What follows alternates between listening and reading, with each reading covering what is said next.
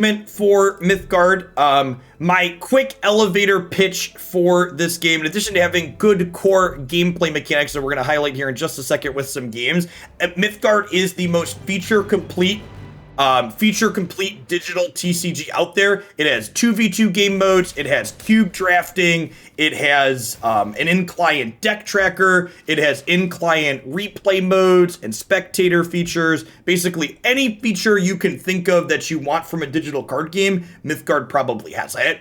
The gameplay plays out on 7 lanes here. So when you play units to the board, they deploy to lanes. And then your units attack and are blocked by things on the 3 lanes across from them. There are 6 colors in Mythgard for deck building purposes, and you can mix and match cards in your deck however you would like. There aren't resources that you put explicitly into your deck in this game, but you can take any card in your hand and burn it here to go back into your deck as a resource. You can see when I burned that card, I gained 1 red resource and 1 total resource here in the corner.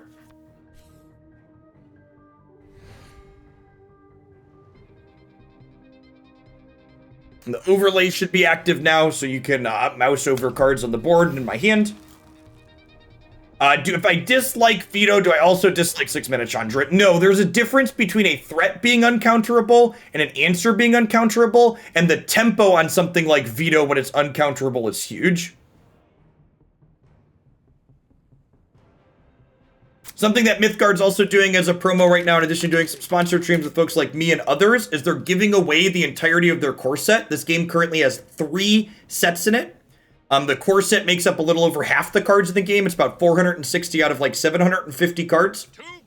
And over the course of the next week or so, they're going to be putting out codes for get all 6 of the colors completely for free in that core set. So you can give the game a try without having to spend any dollars first. So this is going to get to kill my tree, and I'd prefer it doesn't kill my tree. So I think we're going to play Gallows Boy here. This is only a 2/2, but it deals extra damage to opposing units. I think I'm going to go ahead and burn the Court Stag here. Let's burn the Court. Let's burn the Court Stag, because I need a green resource play. This card costs 2 total resources to play and 1 green gem to play.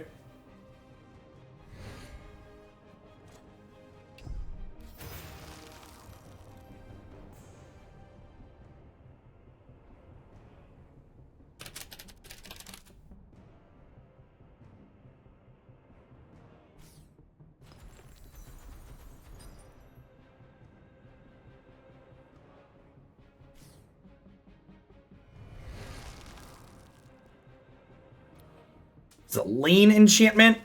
Enemy minions have fragile 1. It's rude.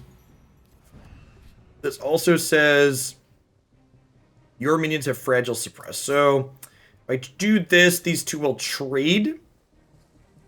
That sounds nice. What do I want to play for the turn? I actually don't really have anything good to play for the turn. I've only got 1 card in my bin. I really don't want to not use my resources this turn. I guess I could burn this, and I could just go ahead and deal 2 to their face with this to put a card in my bin, and then I can raid the tomes just to banish 2 cards out of my bin to draw 2. It's like not amazing. Like kind of like cycling my ignition. I think it's better than not using my 3 resources for the turn though.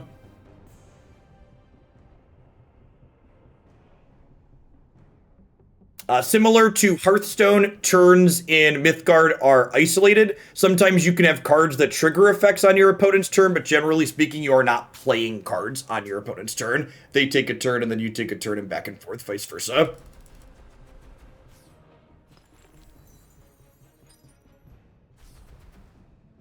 Hey, pay up.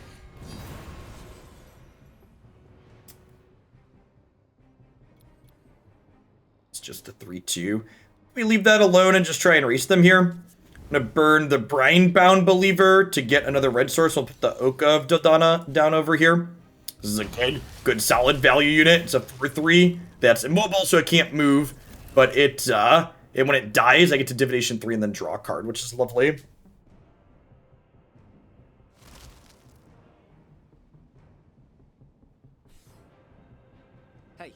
Pay up.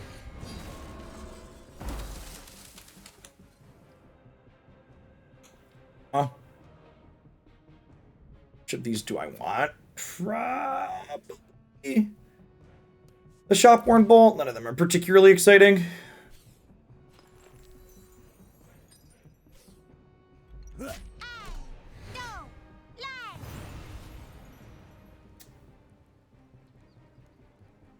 So my opponent has spread their units out nicely here, so it makes it hard for me to attack through.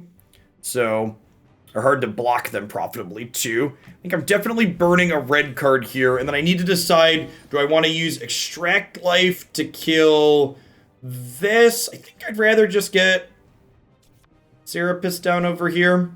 Belief is truth. It has an ability that lets me drain them for one each turn. And then it eventually charges up to do bigger things with its energy.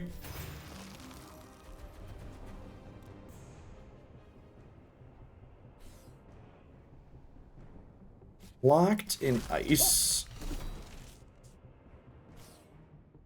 Lock a minion strength to 0. It gets slow and fragile 4. Yikes. When this says mirrors, they get another copy of this in their hand. That's pretty gross.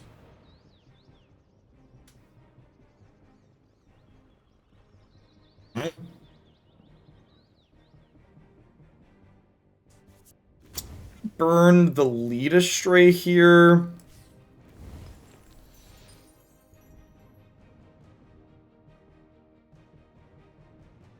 Their champion power gives something fragile. So if I put the Shopworn Bull over here, they could just use their power to kill it, which isn't great. I think we're gonna Traitorous Murmur and steal this one. Next, this card has a mechanic called Blast, which means it deals damage to minions on either side of the spot that it's striking. So I can use my power to let me move this over next turn, and then I can strike this square here, which will let me kill this with the blast damage, which is nice. Who pulls your strings?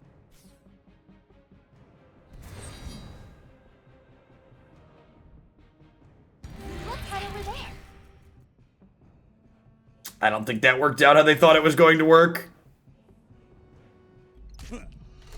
Because this locks minion strength to 0.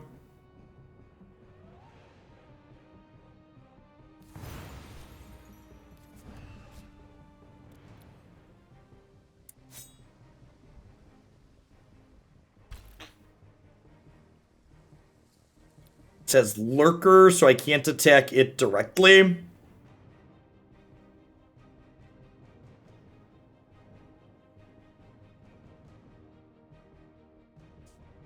I wish I could Crucible Flare plus Extract Life this turn, but I only currently have 3 red gems, and this takes 2 plus 3. I think I'm supposed to Warden here, and this draws me a card whenever I burn a card, so then I can go ahead and burn the Shopworn Bull, which gives me a second resource for the turn, and then I can Crucible Flare this one. And we can attack here. We're still at 18, which is decent, and this Extract Life is going to gain us a little bit of life back down the line, which is nice. There are 3 sets in this game. However, the 2 expansions that aren't the core set Nivik are quite a bit smaller. So the core set's like 450 cards, and then the two other total expansions are like 300 together.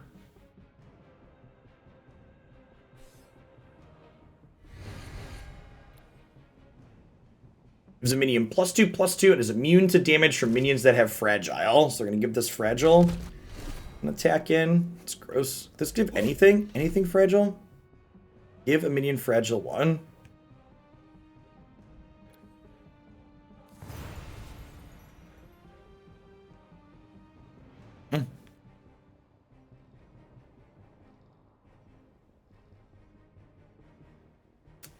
We burn this, and then this always uses all of my resources. So if I only want to deal 6 here, which is all the life that it has, I can go ahead and raid the tombs down to 6 to draw 2, and then I can go ahead and hit this here.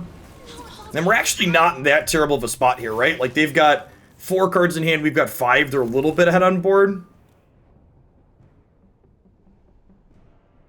Well, I guess they drew back up.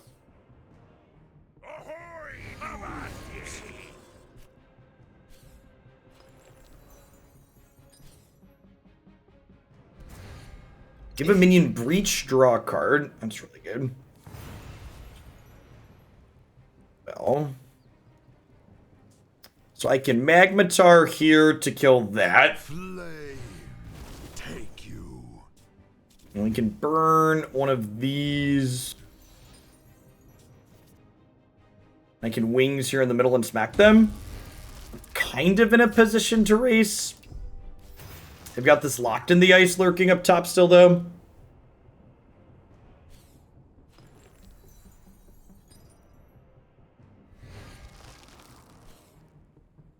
Yes, yeah. Brilliant. Ha!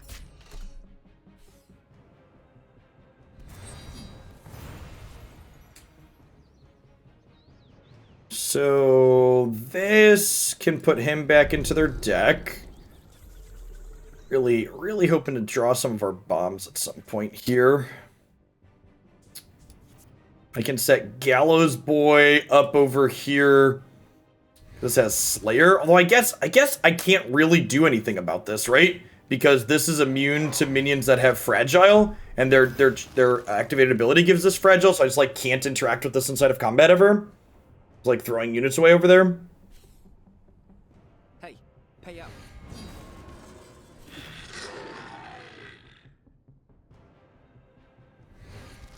Yeah, they give that Fragile and they hit it for free. Yeah, we're kind of locked out here.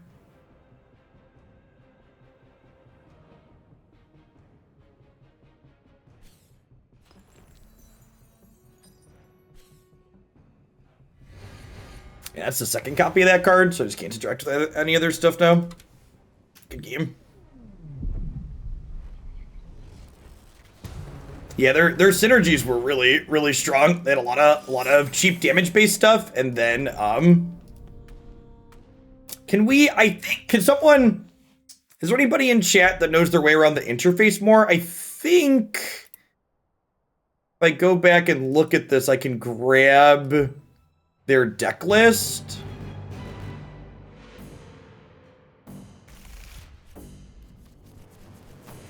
If I recall.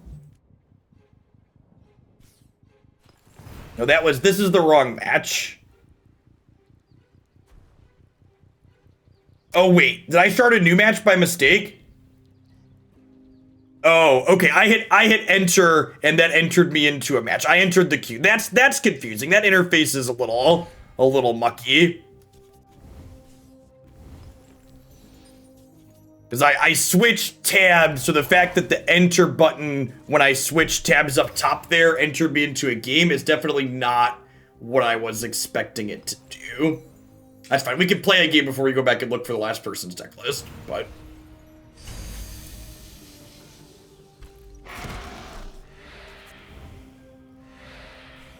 From a is this intuitive standpoint, that was not what I was expecting it to do.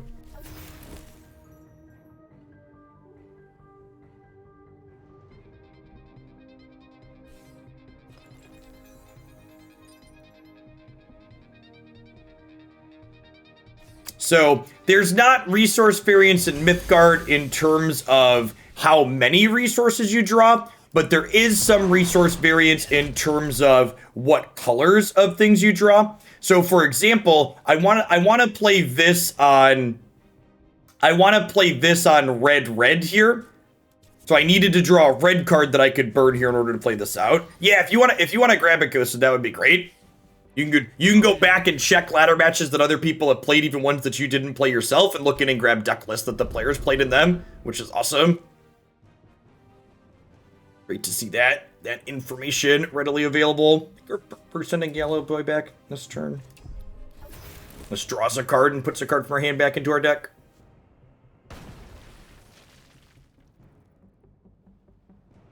I do double color card burn. The color around the circle is what they burn for.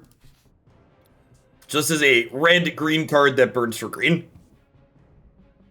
It's a good question.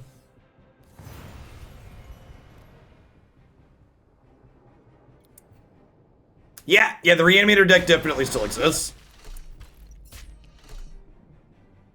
What are the odds my opponent's green-yellow control deck has a sweeper next turn?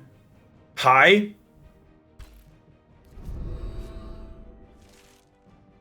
Feels high.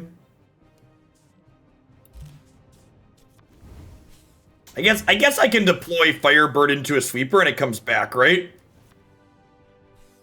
So that's fine. This makes us lose 2 life and then it comes back.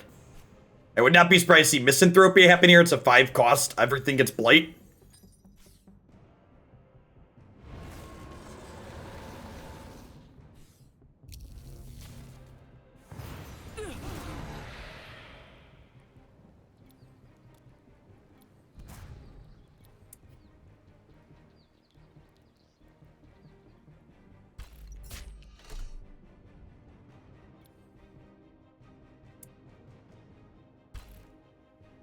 They're gonna get to rebuy their Misanthropia next turn. A little on the annoying side. Read the Tombs is actually exactly the kind of card we're looking to draw. Generate some card advantage here against their control deck. Yeah, Discord's perfect, Ghosted.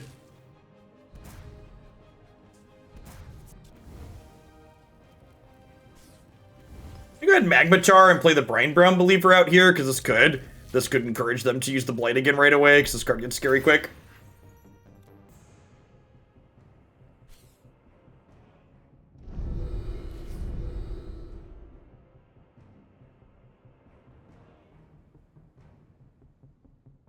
Okay, so they're not. They're picking Wonder Drug back up. Interesting.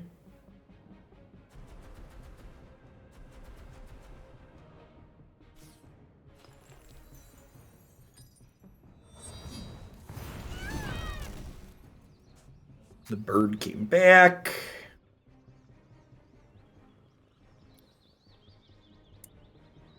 I think I'm just empowering this, so that way my opponent can't kill it with Blight 3 next turn. And I've got 3 resources left over after I burn a card. I think I'm gonna burn the Gallows Boy, raid the Tombs, and then play the Sunken Acolyte here. Yeah, they're a control deck, and the fact that we've drawn a bunch of Raid the Tombs is really good here.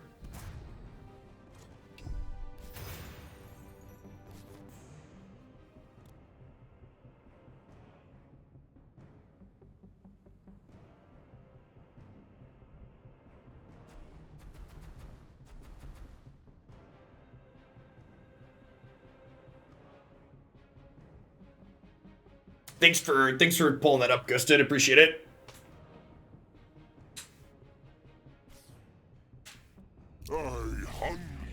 Sapo! Did you make this, opponent? Sorry, what was that? You made this? I think I made this.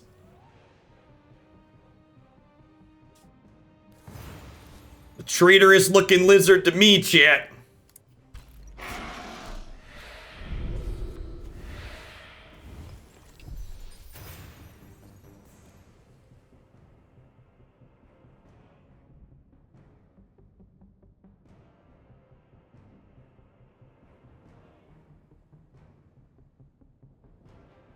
One of the things I didn't mention, if anybody's still new hanging out for the Magic portion of the stream, you'll note that there's little dots in the corners of each card as well. The dots not only indicate the rarity, so like this is uncommon, this is common, this is rare, this is mythic, but the rarity and the dots dictate the number of copies of that card that can be in your deck, which is sweet from a collection acquisition standpoint, because if you ever find a deck that's sweet, but you need to like budget a card in it, it means that your deck's only like 1 card worse if you're short the highest rarity as opposed to a full play set.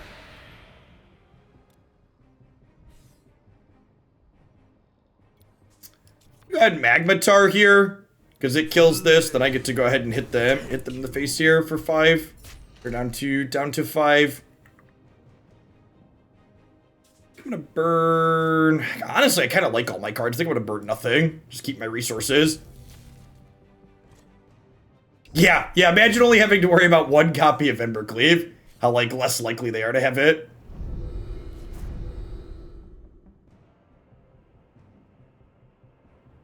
I had Wonder Drug there, but that's fine.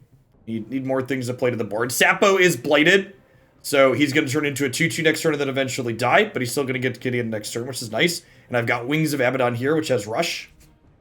Hey, Oreo, thank you for the 25 months. I appreciate that. Welcome back. I am taking Rune Terra submissions, but they are the increased costs like for Magic, Dr. Mister. Let's do... Transform a minion into its original card, removing all abilities. Huh. So they pulled the blight off of their unit. That's interesting.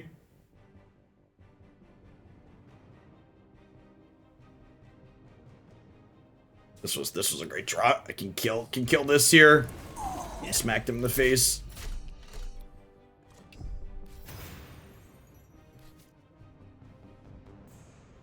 Hey, Jeff followed on Mythgard. I logged in, found the match he played, exported the deck, and it can import it into my own client.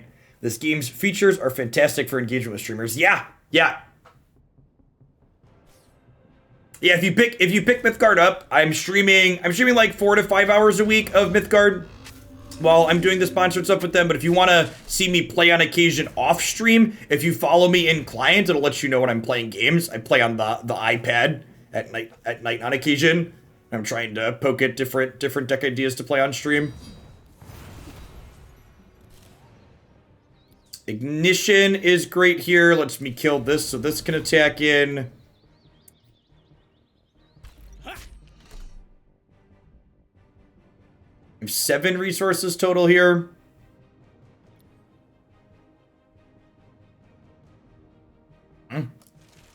This can pick back up the Raid the Tombs next turn. I think I want to kill the War Documentarian here. The question is, what do I want to kill it with?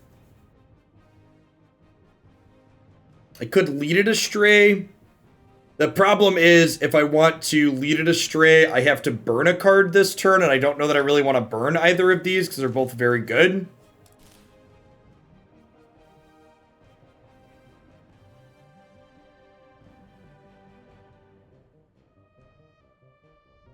Like, as in, how much money do you need to spend, Steven? Or what should you spend money on if you're spending? Not quite sure, based on how you phrased your question.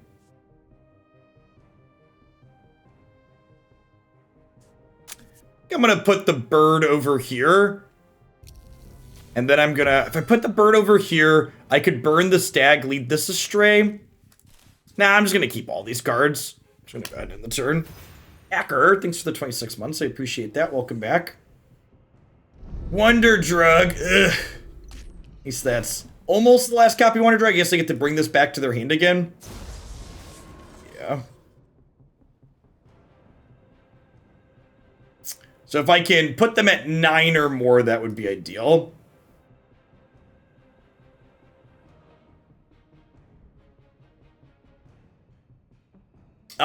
Well, so they're going to be giving away the entirety of the core set for free, Steven. So just buying a mix of the 2 expansion booster packs would be ideal. The other 3 codes for the other half of the core set for free should be out in the next week or so. They said they were spreading them out a little bit.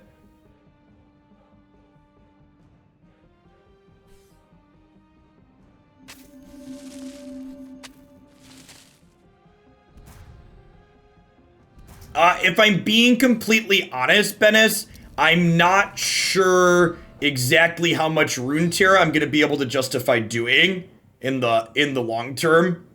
Like the Rune Terra content just isn't popular, and like when the Magic format is good, it's hard to justify like doing the less popular game when like the more popular game also has a good format.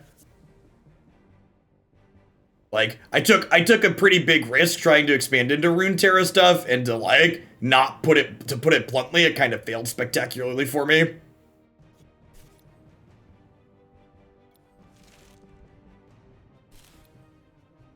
So they're at 19. I could trade this here and then attack them for 9 down over here. We could raid the tombs, too. Let's raid the tombs and see what we get. Giga doesn't seem useful. This might be great. I think I'm going to trade this here and smack them for 5.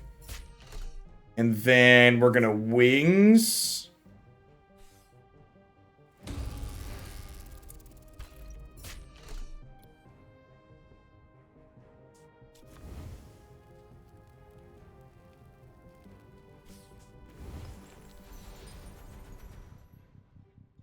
Is Mythgard more popular for me than Runeterra? It's actually about a similar amount popular, maybe a little bit less than Runeterra. But like, for example, Mythgard I'm only able to make time for on stream because like Mythgard's paying me to stream their game. So like I play it a little bit off stream here and there, but like streaming smaller games actually hurts content creators because people tend to unfollow the channels when you're streaming smaller games or like not your main game. And then past that, it also makes it harder to get other sponsorship deals because streaming smaller games hurts your average viewer count as well.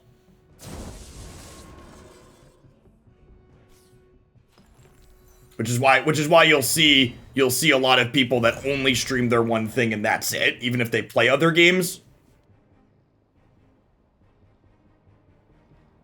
I do agree that Mythgard's pretty easy to pick up and get into if you have a card game background. The board stage, once you understand the combat metrics on the board stage, it's pretty straightforward. It's easy to glance at the board and understand what's going on.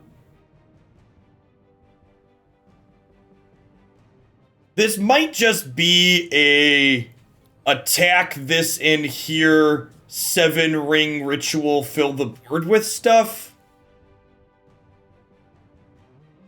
And then like Court Stag can pick this back up later.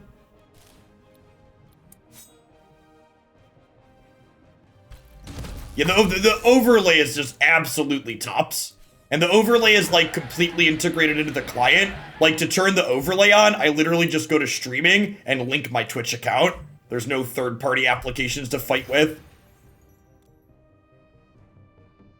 Which, speaking as someone who's played all, God, this opponent's deck is kind of sweet too.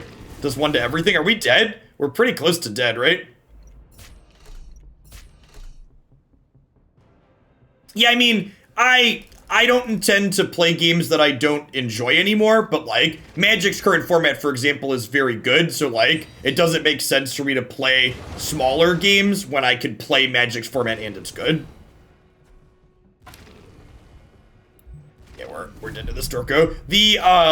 I feel like we should probably make a point to play this card a little bit on stream at some point, because that card with the power, it used to have to like jump through hoops to give this armor, and the fact that you can give it armor with a deck building power now seems huge. Yeah, that being said, Ghosted snagged the blue-purple deck we played against earlier, and I'm gonna load that up and we're gonna play it. I would like to play some blue-purple. Yeah, Plague Maiden's a very, very sweet and powerful design.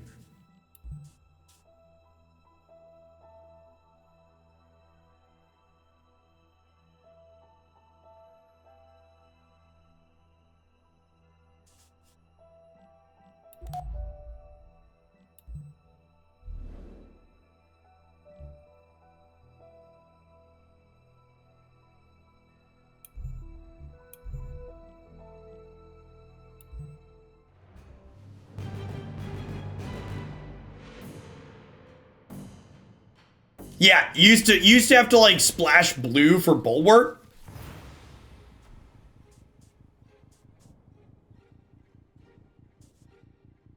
Now no more. Man, having Shatterstone Palace in our opener seems absurd in this deck. So this makes your minion in it not only bigger but immune to damage from minions that have fragile, and our deck power gives something fragile.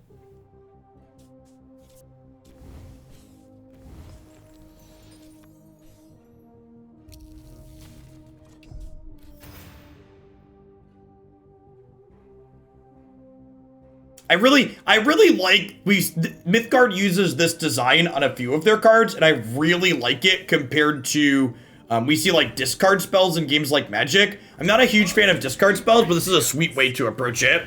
So it takes a card out of their hand and it increases the cost and makes it so you can't use it as a resource. It doesn't fully get rid of something, but it does disrupt appropriately, which is great. Unfortunately, we're not going to be able to connect here, so we'll just go ahead and pop those off. Move an enemy minion into an opposing unoccupied lane and give it stunned. That's interesting. Okay, I'm burning that one. I'm burning the Moonblade instead. I could play this next turn. I don't have another 3-drop. Okay, yeah, let's burn this one because I don't have another 3. So if I draw a purple card next turn, we can play the Moonblade out. Marvel, thanks for the follow. How do you unlock the powers and paths? You unlock them by playing. There's also a code that you can enter that gives you one of the two for free. That is one of my complaints. I wish they made the paths and powers. I think those should just be something you should have by default. It's annoying having to unlock those.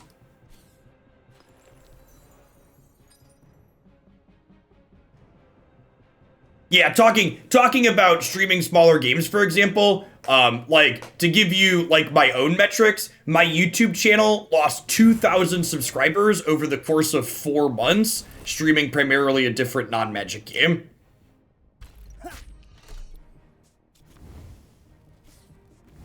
And for context, to give you ratio, my channel only had, like, 27,000 subs to begin with, so, like, it lost, you know, like 8% of its followers over the course of that little bit.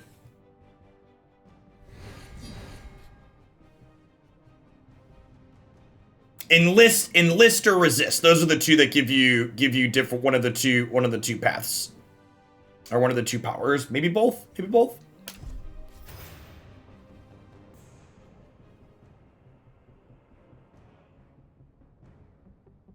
Yeah, these cards like Tiger Hooks that lets you slide a minion around work very well with the Shatterstone Palace. We're gonna get to deploy next turn.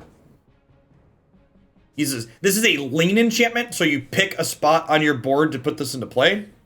Its artwork is also gorgeous. And then whatever minion occupies it on that lane gets the bonus for us.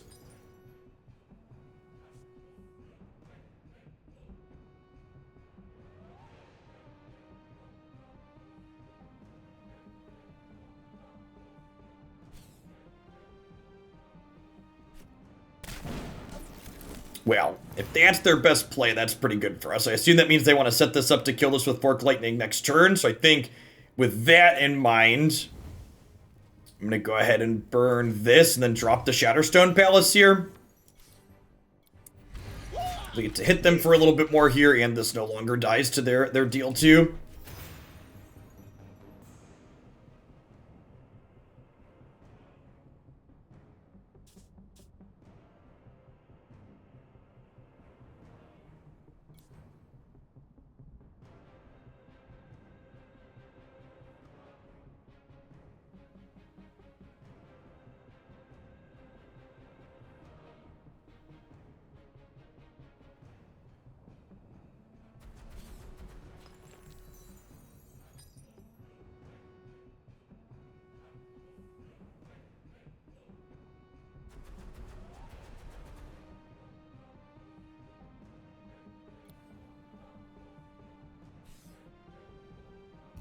Stealth minion, so we don't know what this is exactly until we interact with it.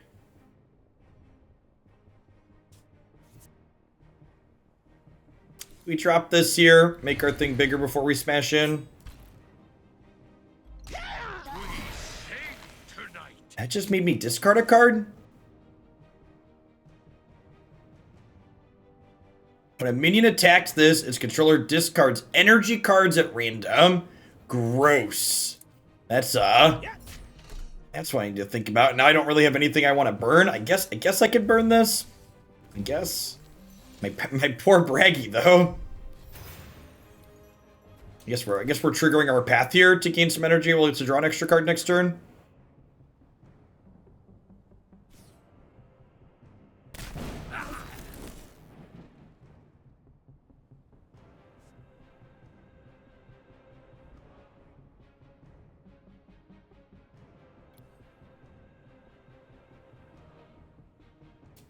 Healed our Thane at least. Thane's really good with enchantments. Giving it extra toughness and letting it heal is strong.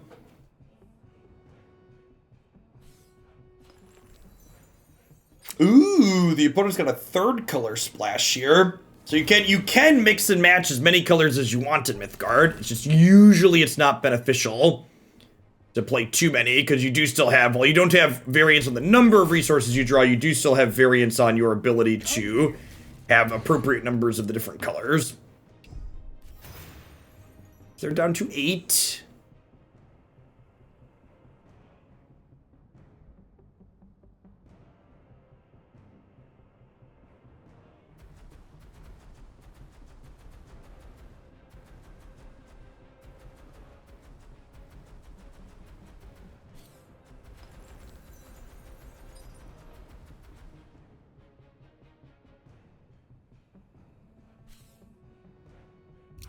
How intriguing.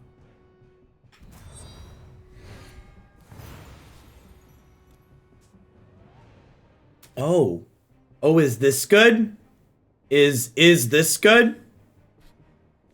Lock that strength to 0. Get some fragile. Get dead. Crunch. Ooh. Ooh, locked in ice seems real gross in this deck. The fact that it copies itself too when you play it.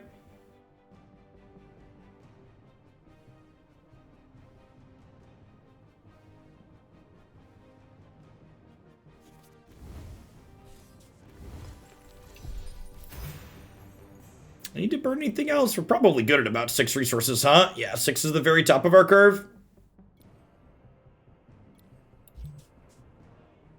Oh, this is a free action. Yeah, good catch on the lethal. I was thinking this is a blue arrow, which means you can do it in addition to attacking, so I could have attacked with this, tiger hooked here, moved their blocker over, hit their face for the other 4 exactly. It's a good catch. Thanks for pointing that out. In my head, I was thinking I couldn't do this in attack. This would be really bad if I couldn't do this in attack. Same thing here. So this is blue. So there's 2 different color arrows on the activated abilities. The orange ones take up the whole turn. The blue ones you can use and then also still attack or move.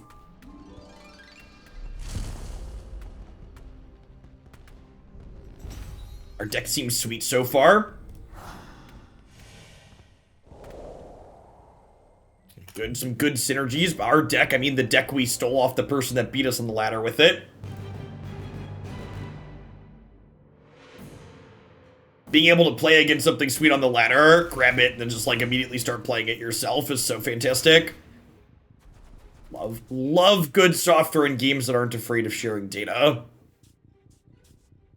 And Mythgard is both of those things.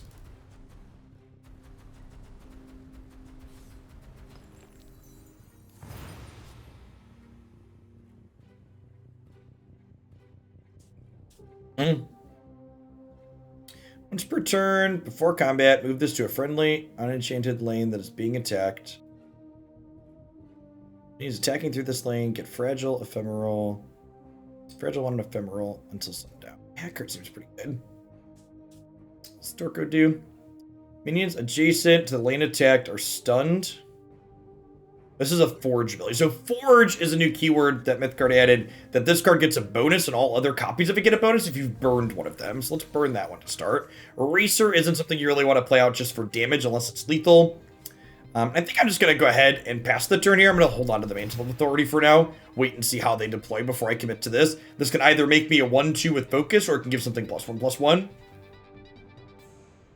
Do you have a favorite deck or archetype since I've gotten back into Mythgard? So the red-green mid-range deck I've played quite a bit of is probably the most powerful deck I think I've played so far, but I am a masochist who loves awful control decks, so the what's it called deck that we've played a little bit of is my favorite for sure. The rain, we spent half of Tuesday playing Rain Root control, and that deck's not very good, but it is hilarious. It's like the Esper control. Yeah, it's Angel Loop. Yeah, the Rainbow Angel Loop deck. I don't think it's good, but like it generates. It's a very feel smart deck. Like every time you win a game, you're trying to solve the puzzle of how to not die and then how to close. It's very, very satisfying to play, in my opinion. Definitely not a style of deck that's for everyone, though.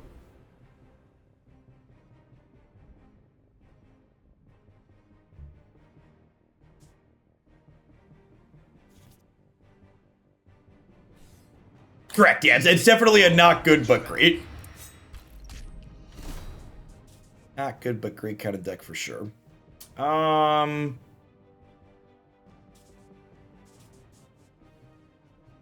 really know what we're doing. Rune of Denial doesn't seem very useful. I feel like I'm just not using my resources this turn. I feel like I want to hold on to Axeman, because Axeman with my Fragile Power for 4 can deal 2 to something, which seems good. A big thank you to my sponsors. Ooh, the God of Gamers. Hmm.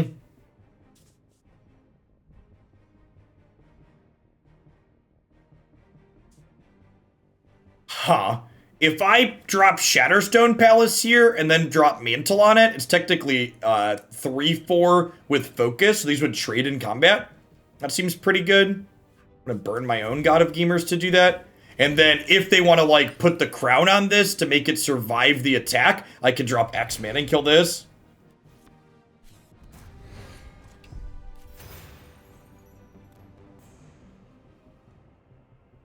Oh, it doesn't take damage while attacking. Shit. Oops.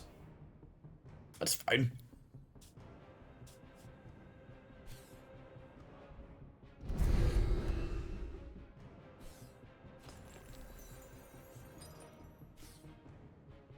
Let's go.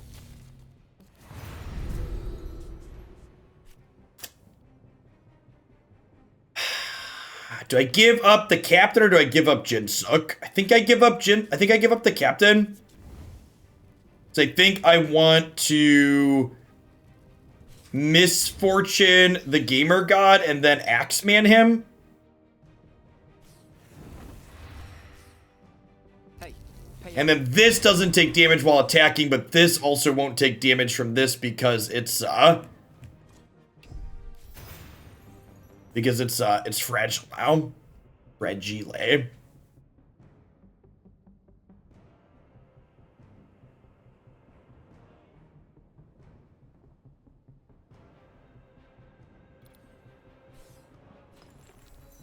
When you burn cards for blue, red, or purple, gets 2/1 until sundown. It's a neat design. Like, I like these, like, not quite multicolored cards, but they are kind of multicolored at the same time.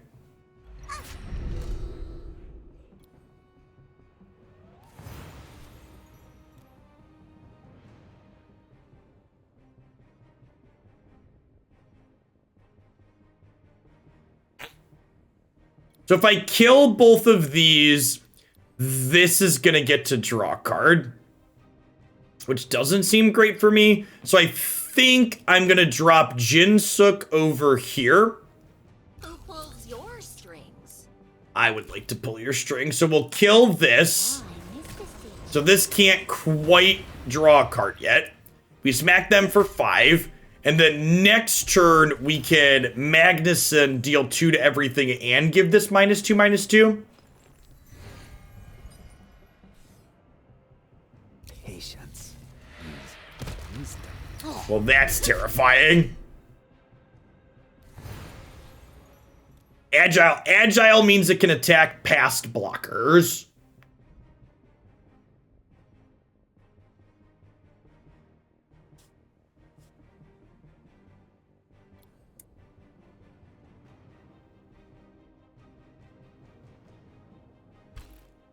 Wait.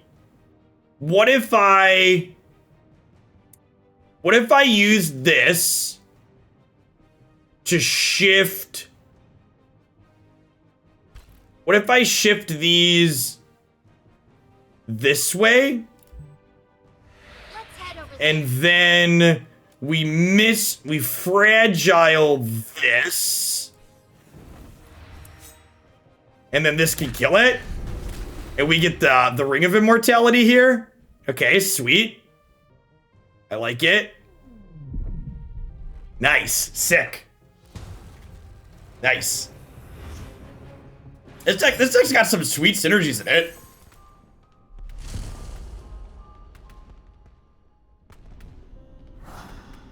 It really feels like your deck's just like on a different level when you have this enchantment though. That that blocks damage from fragile things. Like it's super. That's definitely one of the better cards in our deck. For how our synergies go.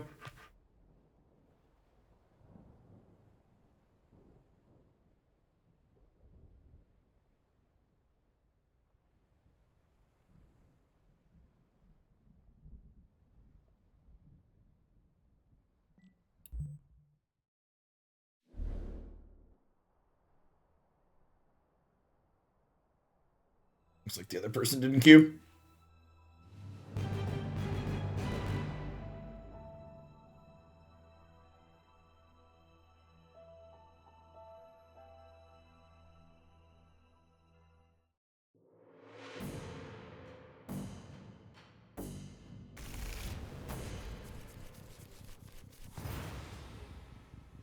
Sick. Look at this. We have Shatterstone Palace in the opener again because we're professional.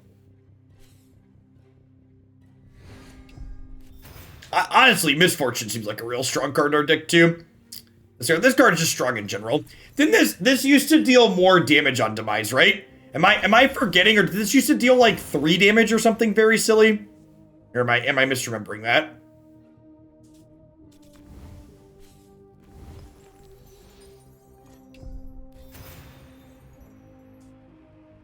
It did used to do more, okay.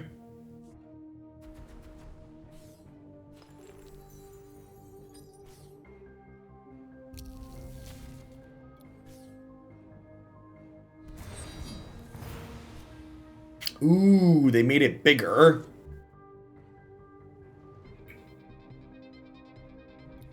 I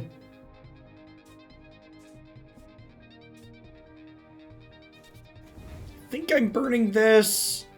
Like the God of Gamers isn't amazing, but I don't want to burn extra threats off because my hand's kind of threat light, and I want to be able to play the Moonblade here so we can kill this next turn.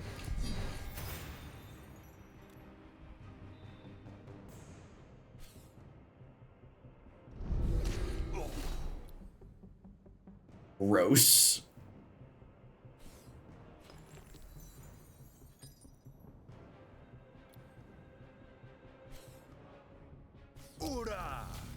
I don't even work out.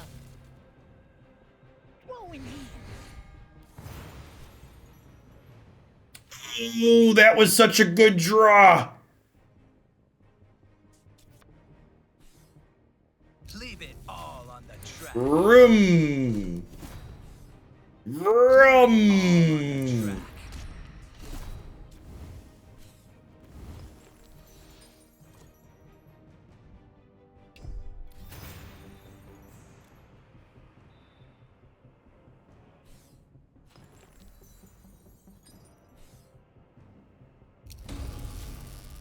Wings is scary. Alright, so Magnuson's the best draw in our deck, chat. We playing, was this deck really not playing the deal 2 to everything card? I feel like that's gotta be a miss, huh?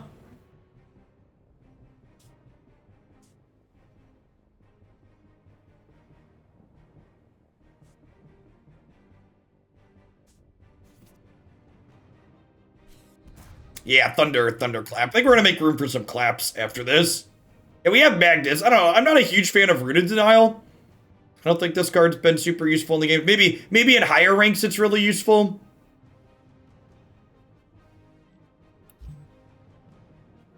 But the games I've played so far, it's not seemed amazing. A big thank you to my sponsors. A big thank you to my sponsors.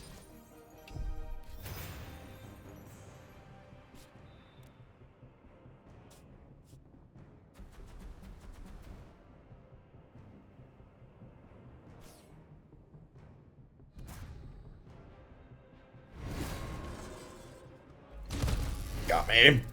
Gained 4, it's all we need. So, Tiger Hook's here, gonna move a minion to the opposing spot.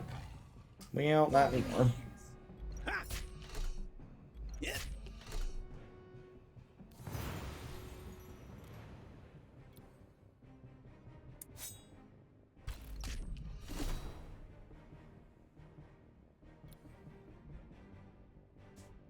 We put Lookie here.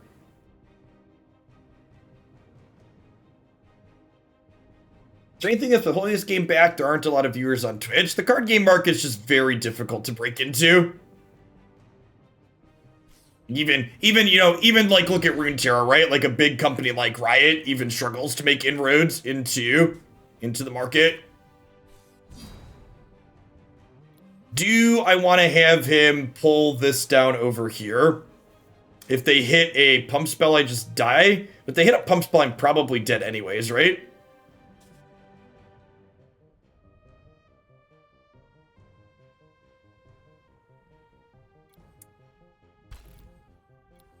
Come here. Let's put the homeward crown on him too. Maybe give him a slightly less chance of eating it. I know a common joke in like other card game communities, like laughing when companies like Wizards or Blizzards or Riot, they're like they're a small indie company, but like Mythgard is like genuinely made by a small indie company.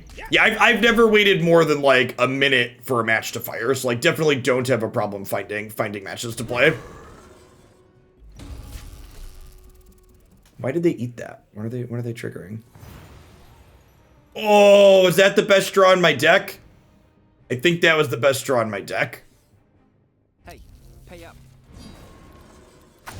That was really good. So I get to eat that, and then I get to slide this down over to here. Come here. Yeah, like Rhino, sorry, to finish my thought, Rhino Games is like a legit small indie company. Like the number of people that are like working on this game to make it possible is not large.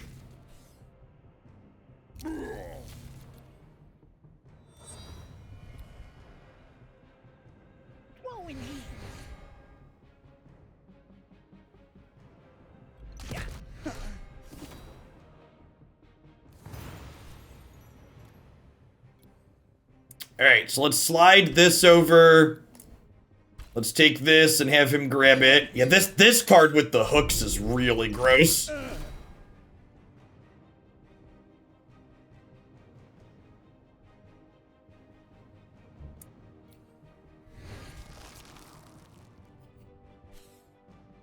Be careful what you find. Maybe I'm supposed to play this out actually, so these don't trade.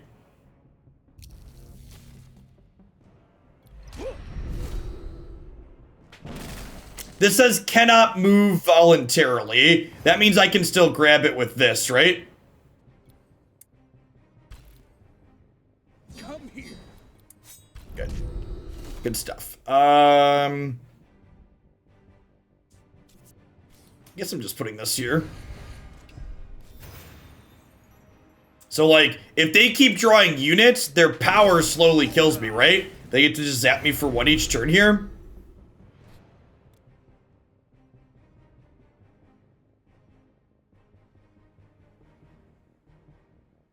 Their cards to be played on your opponent's turn in Mythgard. For the most part, no.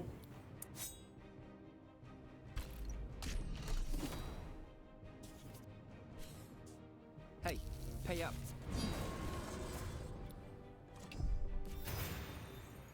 Games play out on your turn. You see, I'm playing defense here, so I took my units and I spread them out here. So that way, if they draw a rush unit, they don't have a blank square to attack through.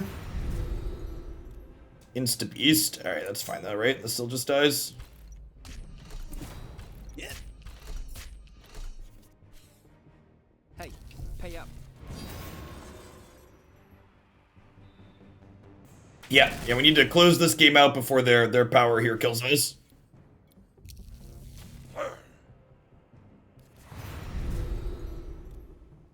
Okay, I mean, I don't need this effect to kill them, but it means every time I kill their thing, they take an extra damage. So, like, you know, they're down to 11 now.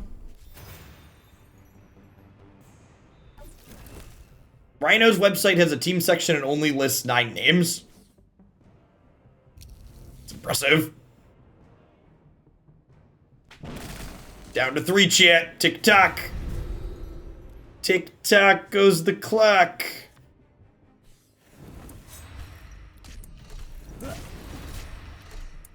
Oh, we're so close. We gotta fade like a deal two here.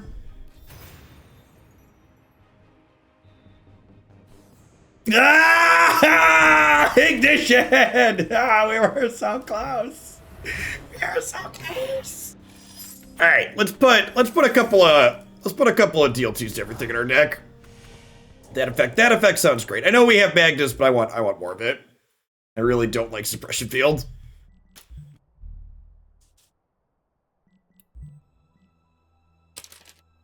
Oh, I also have the ice board, right? Yeah, definitely made a punt not playing this on the ice board. That's why we lost, chat. We didn't have the ice board.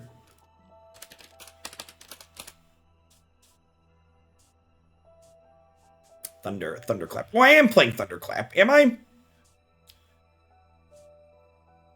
No.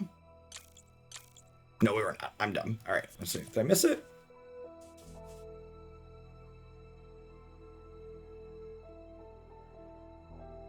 You would have won if you'd played out the... Oh, that's a good point. I should have played... Yeah, I would have cleared it. So the first few I played out defensively to play around a rush minion. But if I would have deployed the other one next to the Gamer God, he could have cleared... That's a good point, Dizen. And then I would have cracked their head for 8. Yeah, I definitely messed that up. That is a good catch.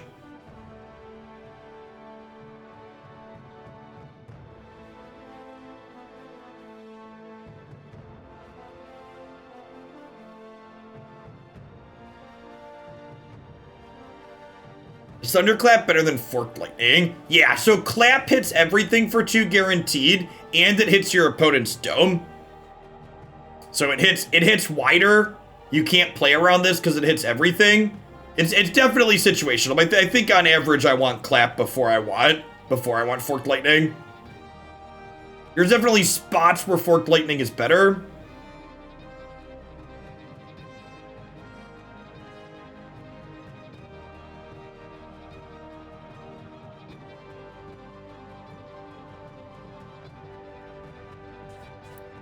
Sweet epic cards we're not playing in this deck that we could be. We have Celestial Dragon. They're biggity bombs we might want.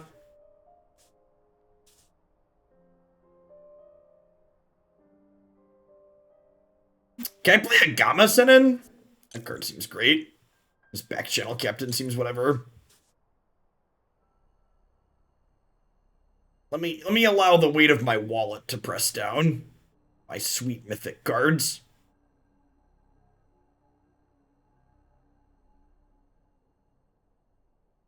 I think that's actually the only one I want.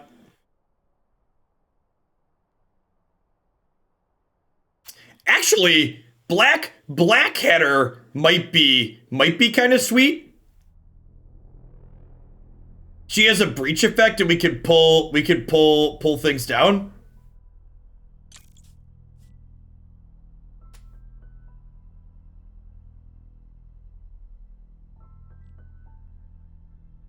I'm at 42 cards now.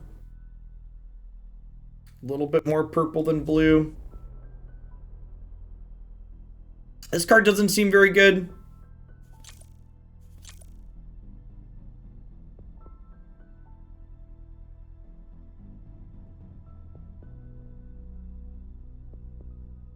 This card, the tiger hook swords on this have actually seemed really good. I guess you have Shinobi of Chains too. That does something similar.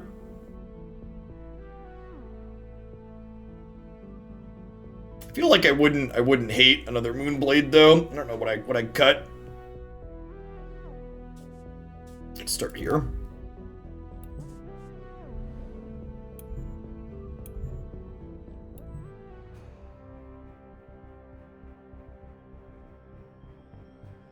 How many colors do we have to play to be mono mythics? Asking the real questions.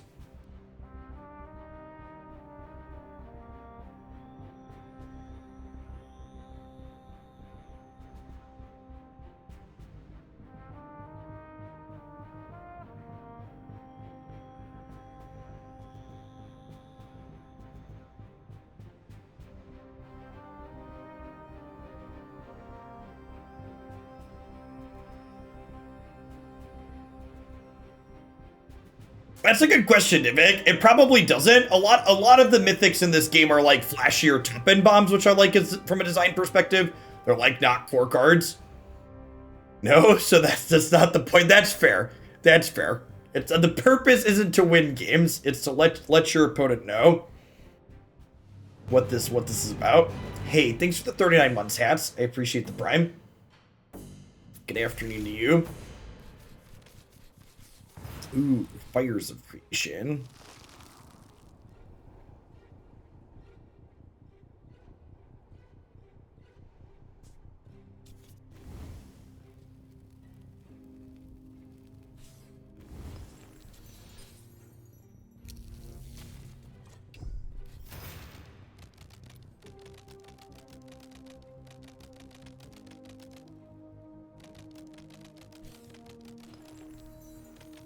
I love the tactile feedback chat.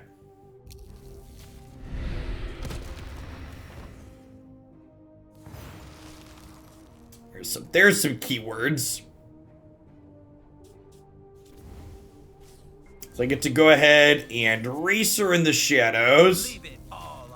Kill this, and then Looky here gets to hit their hand to make one of their cards worse. Oh, I get to see it too? Nice. They said the last 3 codes are going to be more spread out, Assassin. It's like over the course of the next week or so, I imagine.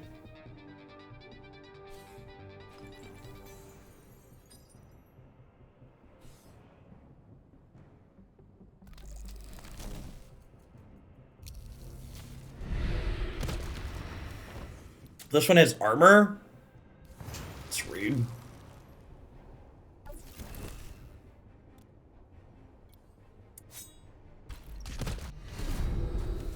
Burn Magnus here and drop Blackadder down.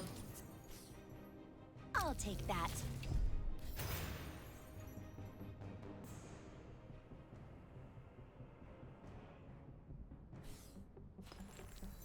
I have most of the core set mythics. I actually don't have a lot of. The non-core mythics. She has teleport, so she can just jump.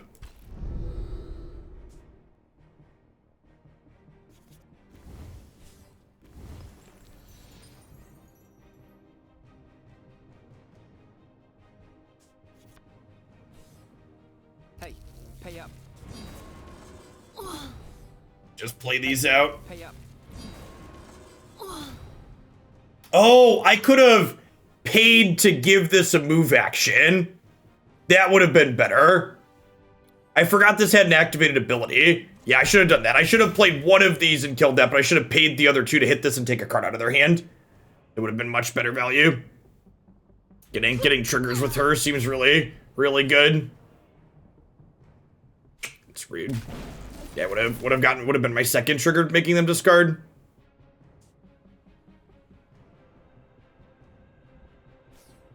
This does not give Overwhelm, unfortunately, and all the keywords that it provides.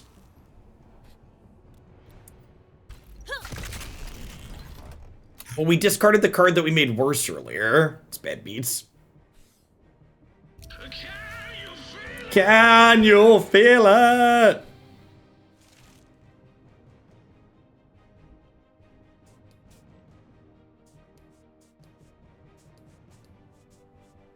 I could put Mantle back into my deck. I want to totally put Mantle. Just get rid of it. Sounds great.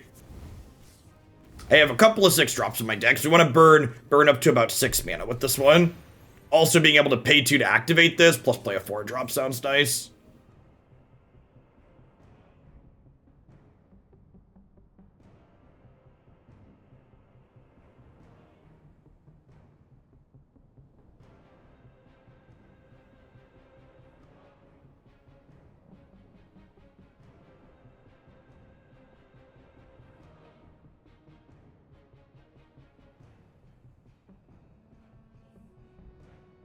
Josh Sirat, thank you for the follow. Welcome to the channel this afternoon.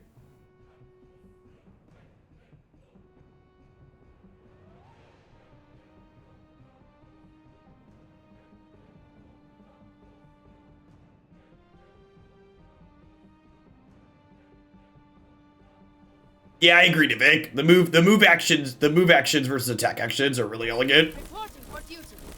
All right, sweet. It looks like we're gonna get a chance to make the play I should have made earlier, which is pay 2 to give this an action, jump over, hit them, take a card out of their hand.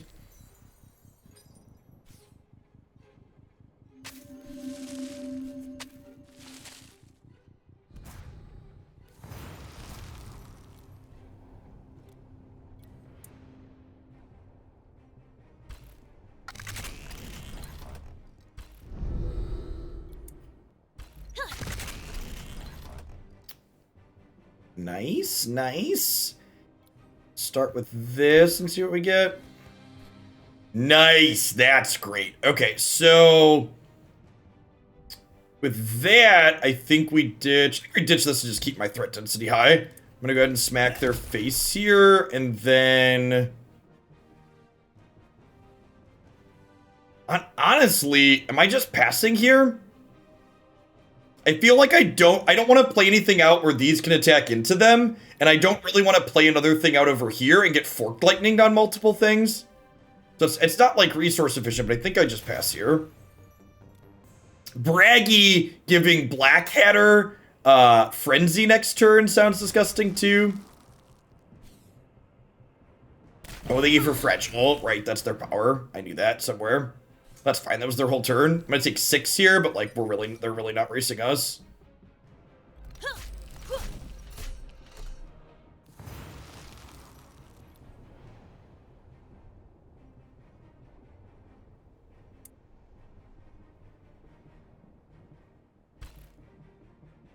Do I draw, or do I just give Magnuson Frenzy to try and close this game out? This is only a 2. I feel like there's value in just giving this Frenzy, huh? Like, the lane enchantments we're gonna get aren't that amazing anyways in this matchup.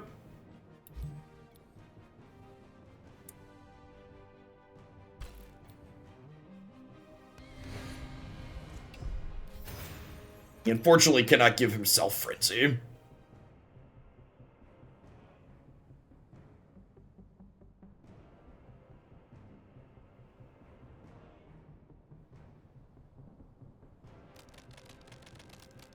This blue-purple deck is really gas. I like it. I like it a lot. I don't know how I feel about Profane Locust. I guess this makes attacking awkward. We haven't really played against an aggressive deck with this card yet, but this card's been underwhelming. I like the core idea of what this deck is doing a ton, though.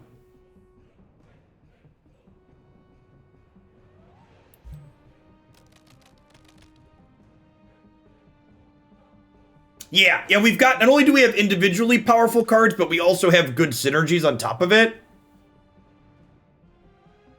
I could see, I wouldn't hate the ability to play some copies of, what's the word I'm searching for? Like the Braggy's Balliard, the one that gives, Braggy's Balliard gives, draw 3, put a card from your hand back into your deck. Yeah, draw 3, shuffle 1 back. I could see that, like, wanting some copies of that in here. So we get to kill this with this. And then we get to burn this and drop the Shadow Racer here to kill this. And then this lane doesn't block this one. So I get to go ahead and go hit you. And now this could hit you as well. What's this do? Cast a spell, give all your minions 1 attack. Sure. I think I'd rather keep Axeman than Thane here. Yeah, Jin's another great card for sure. A lot of the energy mythics are like pretty playable. Good solid abilities.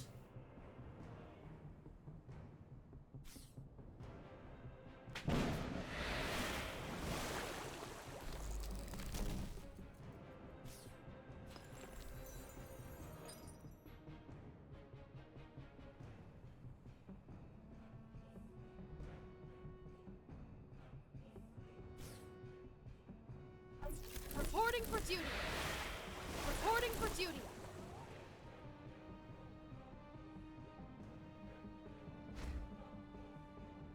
Yes, very, very similar to Planeswalkers. Are they dead? Close to it, right? Give them the clap, chat! Give them the clap. They are dead. Crunch, crunch. See, chat, instantly paid off for adding Thunderclap to our deck. Thunderclap is real good.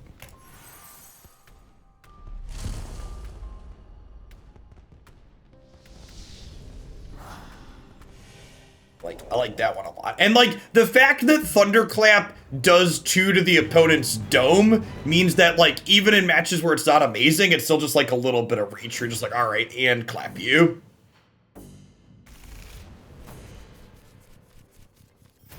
Braggy strikes me as potentially having the clap. Musicians can get around, yeah. He's got a lot of adoring fans.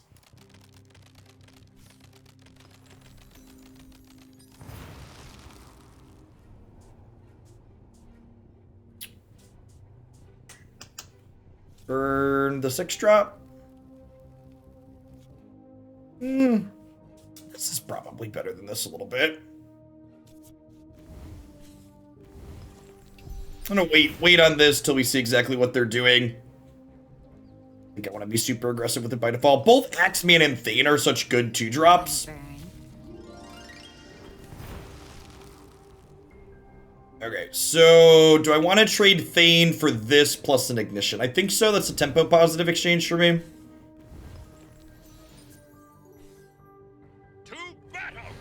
To battle. I guess they could use their power here too. Do I mantle this up? Okay, let's mantle this up actually, so that way they have to use the Ignition. Could be wrong. It forces the extra resource out of them though. Why is Locust in this deck? I don't know. So if you're just joining us, we copied a deck list from someone else that beat us on the ladder. This is a card that's on my potential chopping block. I assume it's here just because it like gives things fragile, and we're kind of like a gives things fragile theme deck. But and from a individual card quality perspective and problems that it's solving, it doesn't seem particularly useful. It like helps your things trade up in spots, I suppose. Yeah, now they didn't take that trade here, and now I just get to eat their thing, which seems great. Hey, pay up. I am the new fad. Thanks for the follow. I think I'm just burning this. I think I'm gonna somebody theory craft. What are 2 slots? What are we replacing the Locust with after this game? What are other cards that could be useful? We could just play more Moonblades. Moonblades effect is pretty sweet. There could also be other proactive curve filler. So there's 2 Locusts. There's 2 Locusts in the deck. So I've got two slots.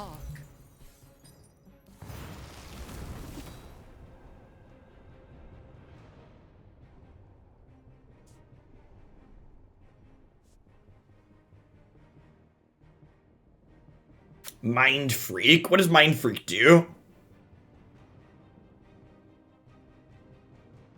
Yeah, it could be. I talked about Braggy's Ballard. I like Braggy's Ballard better than Brainstorm.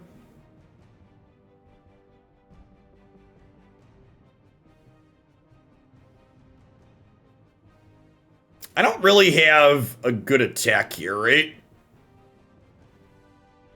It's a real shame I don't have second blue for this.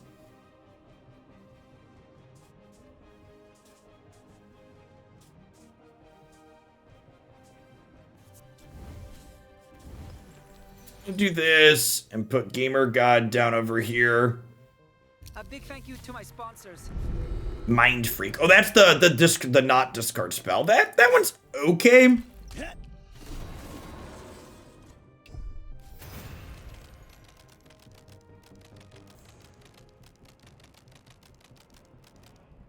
The fact that you can take that card and burn it late is kind of sweet. Like, it doesn't have, like, discard spells in this game don't have the downside that they do in Magic, where you, like, have to draw them on turn 6 when their hand is empty. You just, like, turn them into a resource then.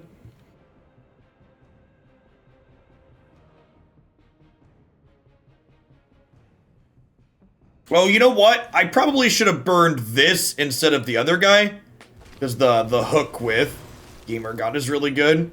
Also, is this card good? Is this card good? I feel like I'm missing something with this card. This is another card that's just like never been impressive in games that I've played. This could be another. It feels like there's a lot of cheeky cards. The core idea that this deck is sweet, but it feels like the person that built it put a lot of like, oh, this is cute.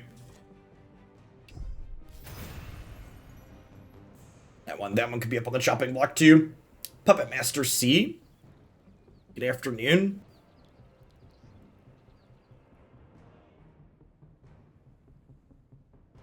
Hey, that's not true. I've also shuffled Pentacle back into my deck with Braggy.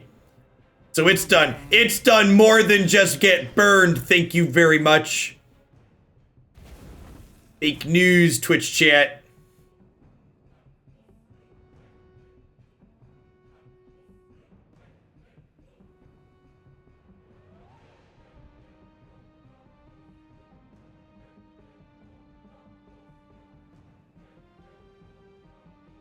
If I draw a blue card, we might just clap them to keep my Shinobi around.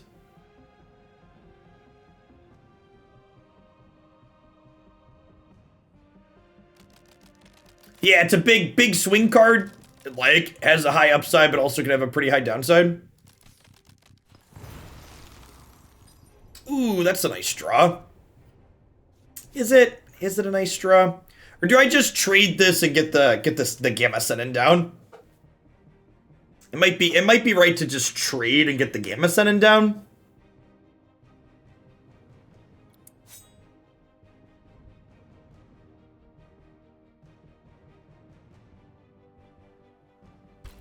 Yeah, let's do that. This card seems really good here. It just like comes back to our hand when it dies. Questions or answers? This is great. Just like riding the psychedelic toad. Come, little ones. I feel like riding the psychedelic toad could be like some really terrible euphemism for a sex act.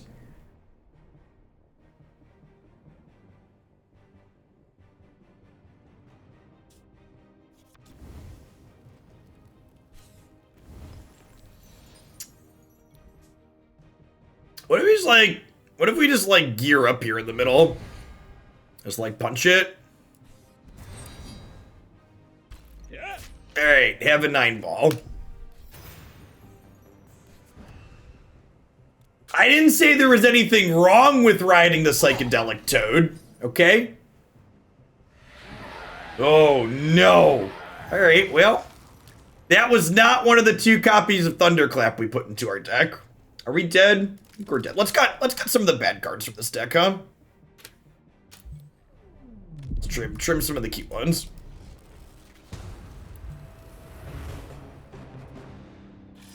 Up our card quality a little bit. Adding a couple more blue cards too will be good to fill out. Like the issue this game was I had to burn Clap because I didn't have. We have Magnus too. Like we just added Clap. It didn't have Clap originally. Alright, so Flavors has been bad. Profane Locust has been bad. I think I want a 3rd Brother Moonblade.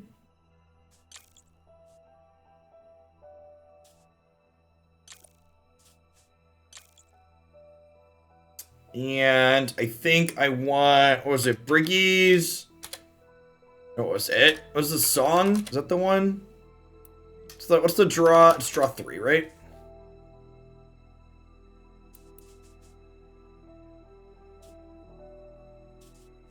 Briggy's Ballard. Braggy's Ballard, not Briggy. Draw 3 and then choose a non-ephemeral card. Yes, this card's great. Gets us pretty close to split. We're a little bit favored on blue now, which is fine. We got a couple of trip purples, but it's not a big deal.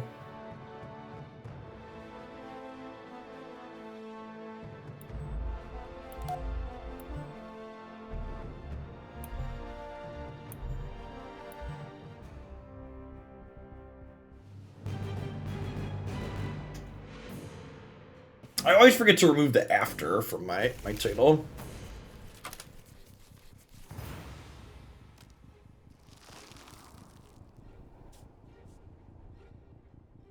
I mean, I'm a gamer. What do you want? You want me to play without my god? Of course, that's the god of gamers.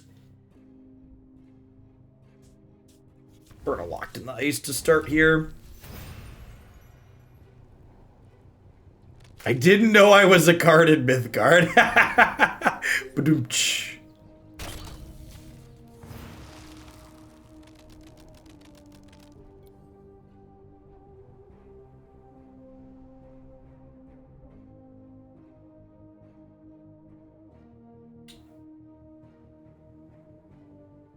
I guess we just Axeman down over here and kill this. Need to burn a purple card. It'd be right to burn the dragon. Hey, pay up.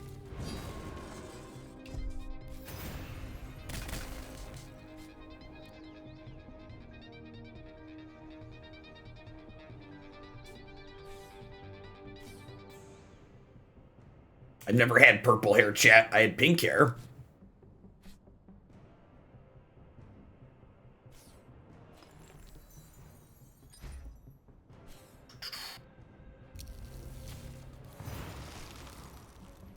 Lurker, add a salvage spell to your hand. Return a construct minion from your boner to your hand. Reduce its cost by 2. Make it ephemeral.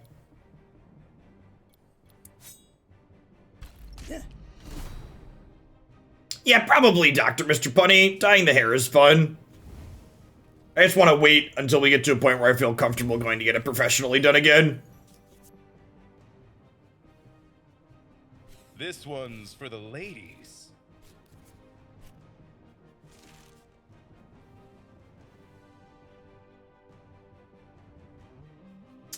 Ditching locked in the ice here. Are they oops all energy? It's kind of looking that way so far. I guess these both have construct themes as well, right? You just be a construct deck.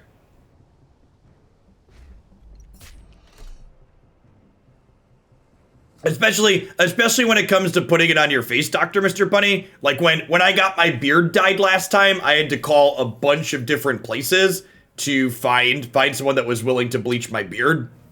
Because it's more dangerous to do that because the skin on the front of your face is different than the skin on the top of your head, apparently, on average.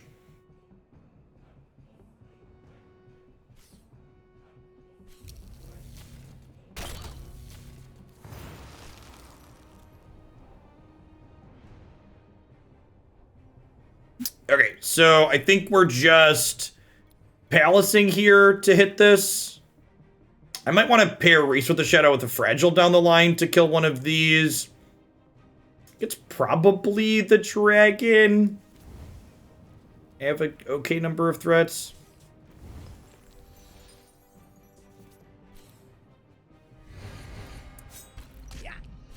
Yeah.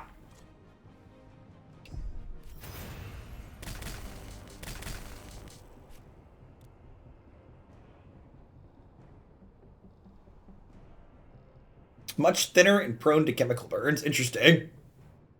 Yeah, the place I ended up having do it when I did Pink a couple of years ago, it was actually a salon school. And apparently, around Christmas time, they bleach beards for a number of Santa Clauses during the before times.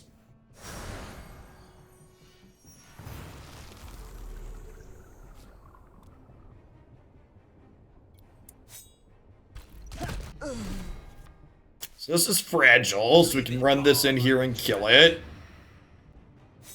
Oh, does it have Lurker? It does. Okay, we can kill that one at least. So we hit the Moonblade here. So do we burn this then and then get Gotta Gamer set up with the Tiger Hooks again next turn, I think? Is the A big plan? thank you to my sponsors.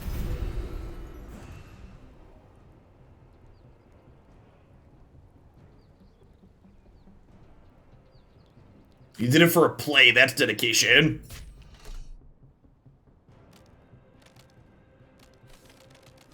I keep forgetting to report that bug.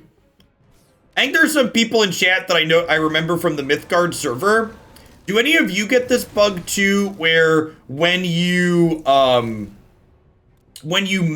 off of Mythgard to like to a different window, the animations lag if you're not window focused on Mythgard?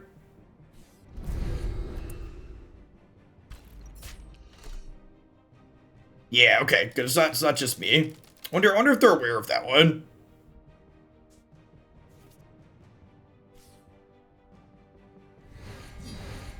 I think I'm just passing for now. We don't really seem to want to burn past like 6 in this deck, so I'm not in a rush to burn anything here.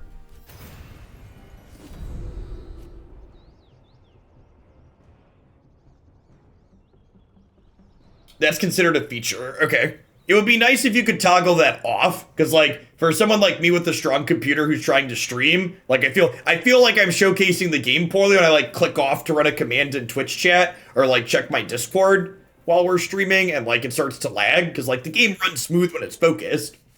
And I guess that could be, it's probably like makes the game run better when you're, and assumes you're not looking at it if you're not focused on it. Yeah, it should probably be a toggle. I can definitely see that being a good thing in a number of situations. So, God of Gamers is going to die here, but he's going to bounce back into the top of our deck because we put the homeward count on him. Yeah, Chrome actually has a setting that you can turn off. By default, Chrome as a web browser like mitigates what you can play. This is a 4/6. Minions that threaten this have Blight 1. Enemy minion with Blight dies. Okay, so I can give this Fragile with my power. And then I can hit this here with this. And this no longer takes damage because of the enchantment. And I could put Mantle on here, but I could also just drop Axeman. I think I want a Mantle, so I can drop Thane over here.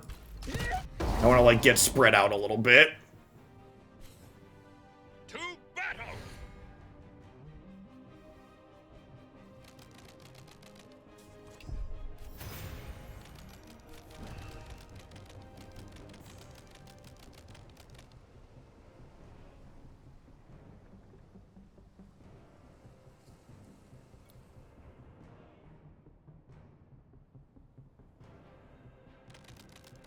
Oh, does this keep Blight 1? Is the Blight permanent on here?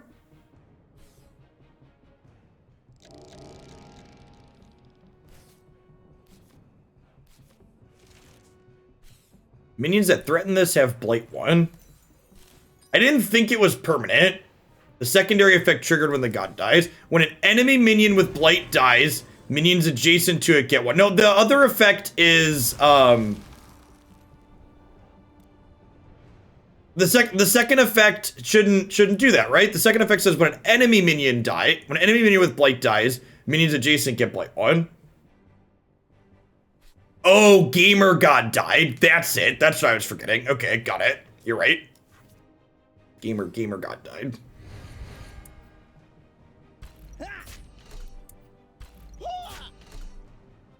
You know, speaking of cards that feel kind of mediocre, I guess this card is good with Tiger Hooks. It's probably worth the slot. This is a card I've always been kind of whelmed by too.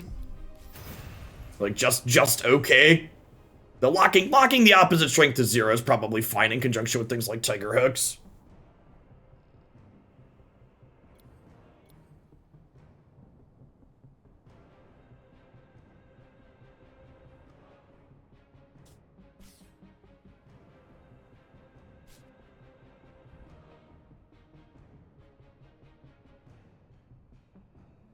The art on Tiger Hooks is great. I agree.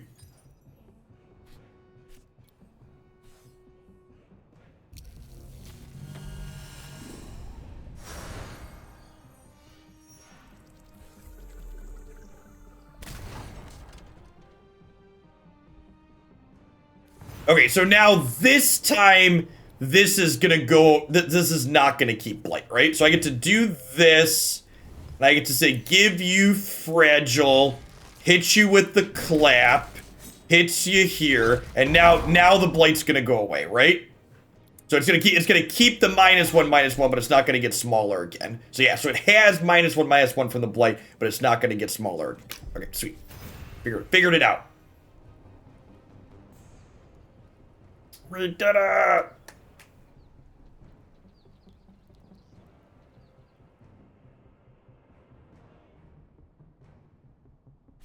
It is, so speaking as someone that worked full-time through grad school, it is life-changing how much more time you have when suddenly you only have a job and don't have a job and school. Like, just night and day different. Do I have lethal here? So this is 3. And then this is 3, 4, 5, because I could Tiger Hooks this over. I'm one short of lethal, right?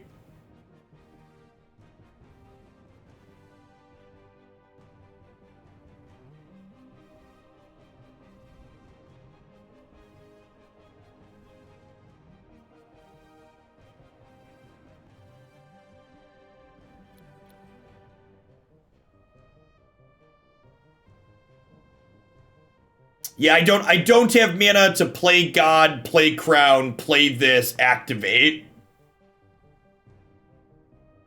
Definitely not the case. I can't use this the turn I play it, right? The thing has to be in play for a turn before I can hook it over.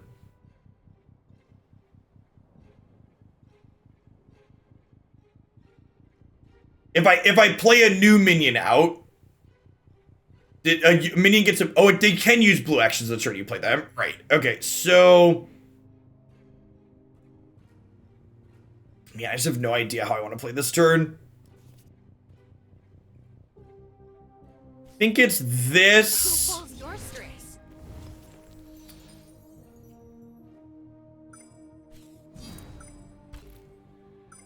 Come here. Ah, I missed this. That was probably wrong. I don't know.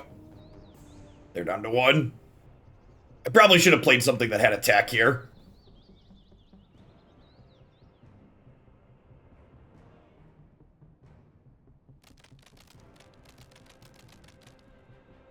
I don't know if there's any... I don't know if this is a Risa situation. So my opponent has a ton of cards in hand. It's like I feel like there could be a way for them to get back in this game with their control deck.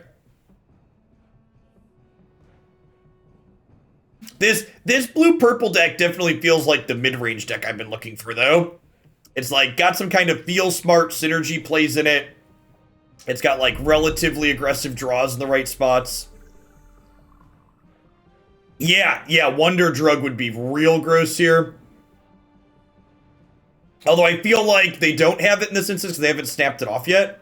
It's a spell count on their artillery, not high. 4.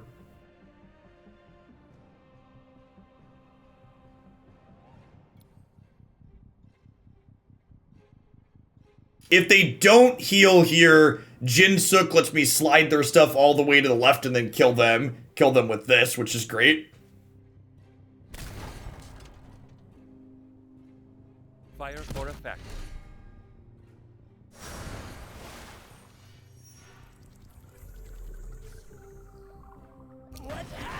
Are they dead?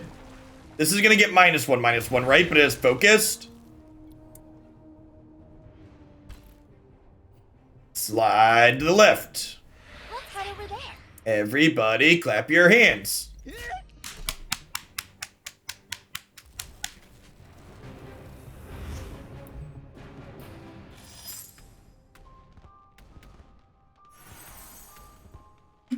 I actually started mindlessly clapping. You know, you've been trained. You've been trained. I rang the bell. I rang the bell and that's what happened, okay? It's nothing to be embarrassed about. We've all been there.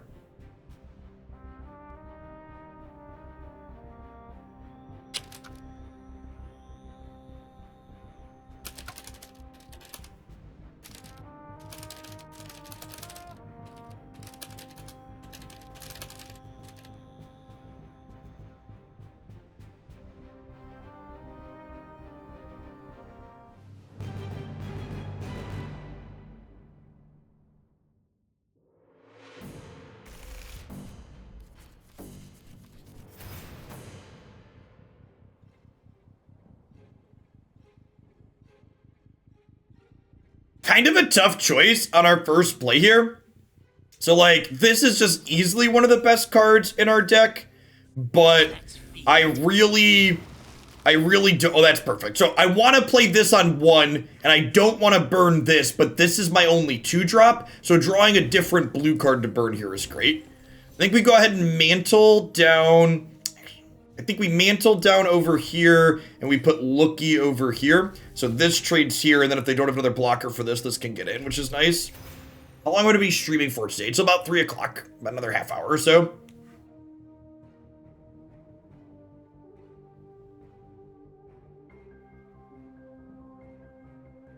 We're gonna do Mythgard for another 25-ish minutes, and then we're gonna do a quick spoiler review on Runeterra stuff for the day.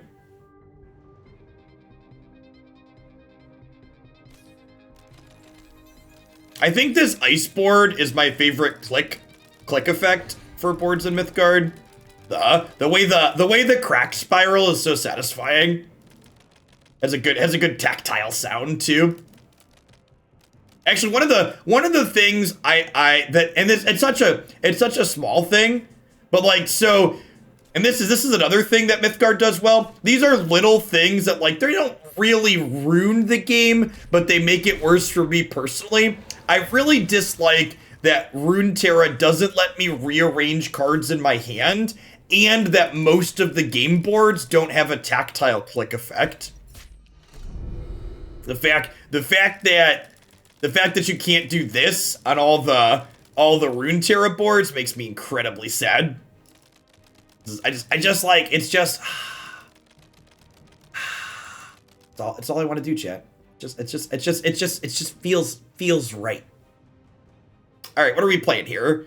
I'm burning a probably not Ghana Gamers. So I've got that set up with that already. Probably just the Rogue Idol on here. Let's burn Jitsuck. We're pretty far off for her. To battle!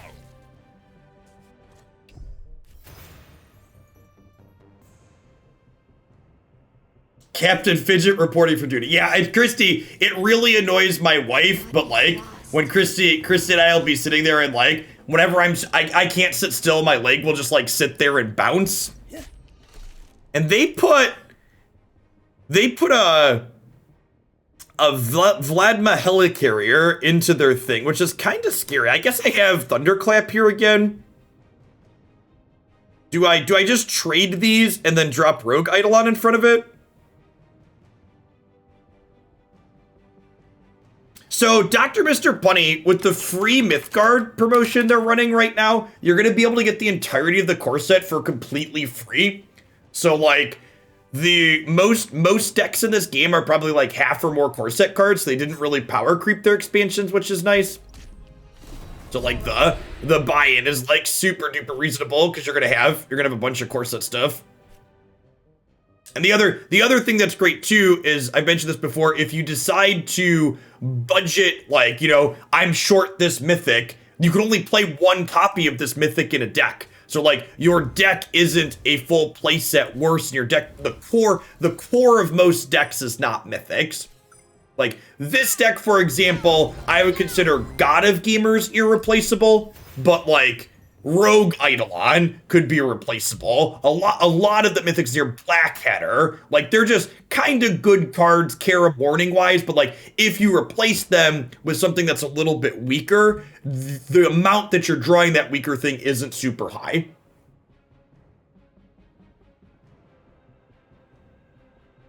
Because you're only gonna have one in whatever anyways. The core of most decks is what's it called? Oh yeah, and this MinMaxer's website here has a bunch of just core set deck ideas on them too, which is great.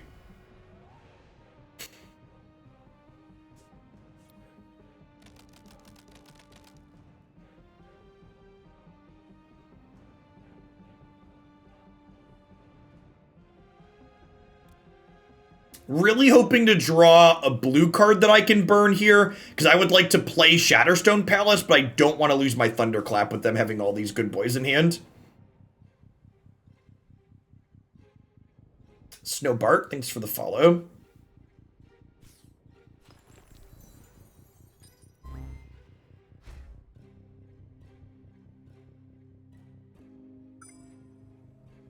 Well, they moved over. That makes sense.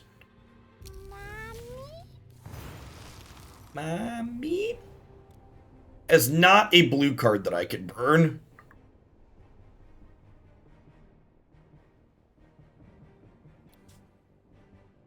This costs 1 to play and 1 to use. I think I just slide this over for now.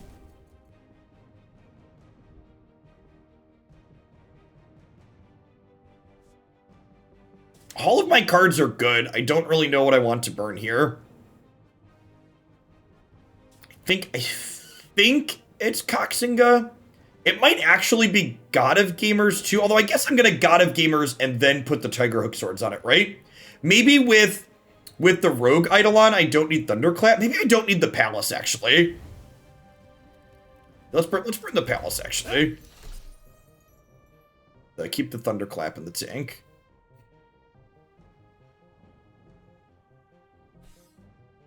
A big thank you to my sponsors.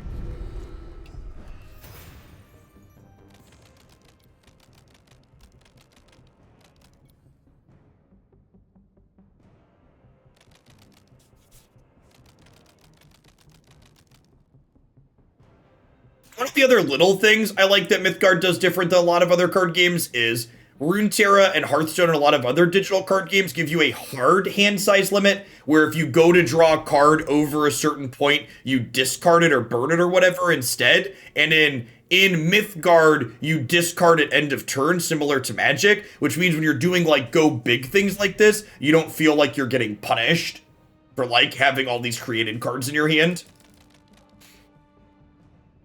Makes the like go big, do this epic thing feel a little bit better, I think, on average.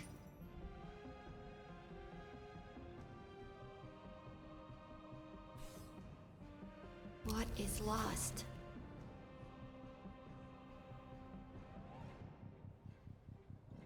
So Hopeless Necromantic, we'll get back Strogy Pup. It's not particularly scary.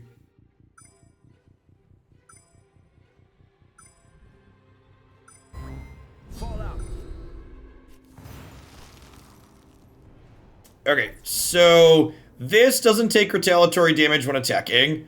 So I could go ahead and hit this here, and then they get the pup back.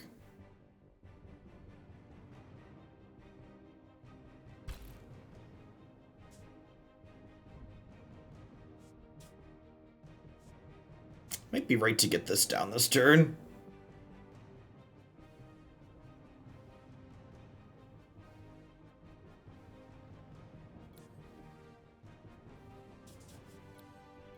So many decisions I can make here.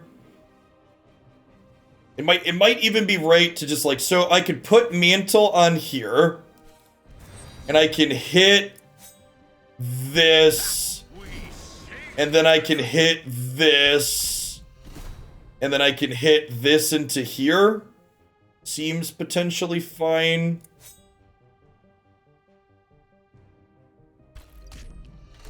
And like they've got a bunch of cards in their hand, but most of them don't.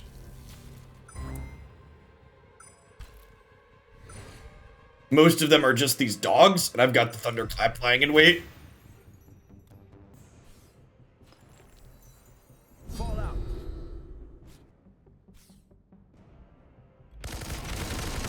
Wow, what a blowout. All right, well.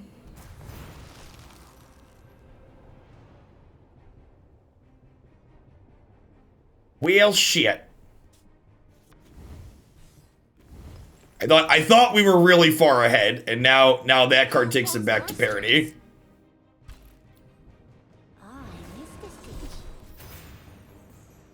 We were really far ahead. We are no longer far ahead. I think we're ahead by a little bit with Jinsuk here and the clap to deal with these dogs.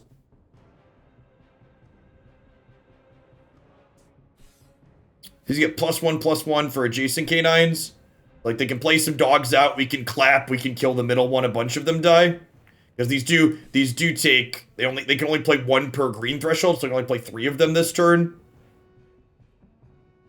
Born in Cruelty is also good with Jinsuk against them.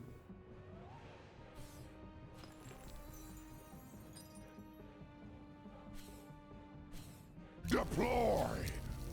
Deploy!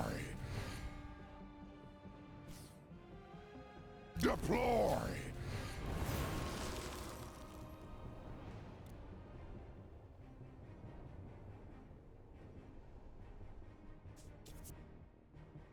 So I can go Thunderclap. And then Jinsuk kill this. And then I can Homeward Crown, have her kill both of them.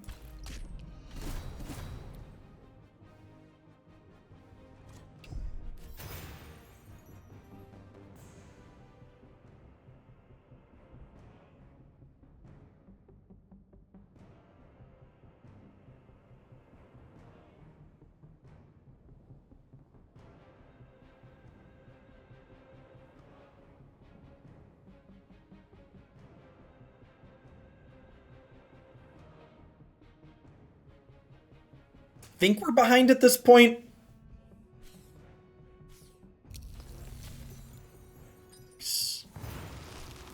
Deal 5 damage to a minion or player. Well, shit.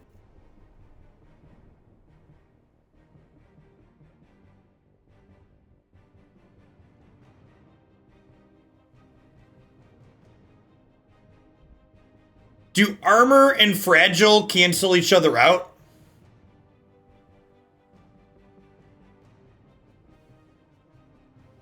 If I give this fragile and then boarding cruelty it, will this go to 1? And then Jinsuk can kill it?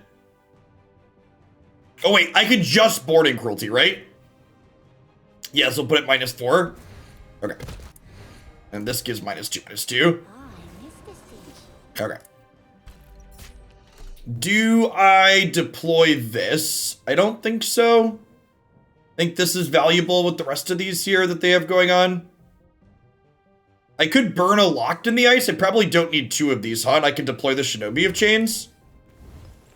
Yeah, I think that's the play. We go up to 7 resources here. Come here. It's much better than just not using our resources for the turn.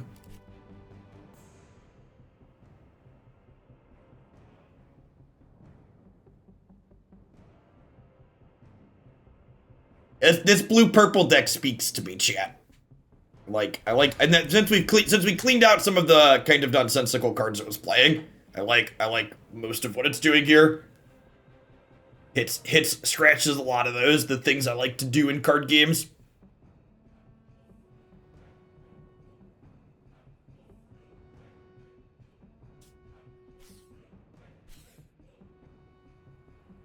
So it looks like such a terrifying feeling.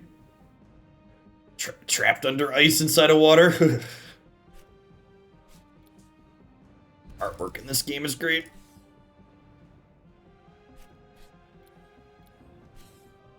I like that I can appreciate the gallery inside of the game. Deploy! Deploy! Okay, so if this hits here,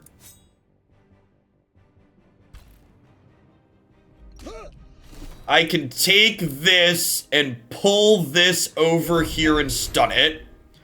And then she can kill this. And this power can hit this, which then lets Axeman kill it. Nice. Sick.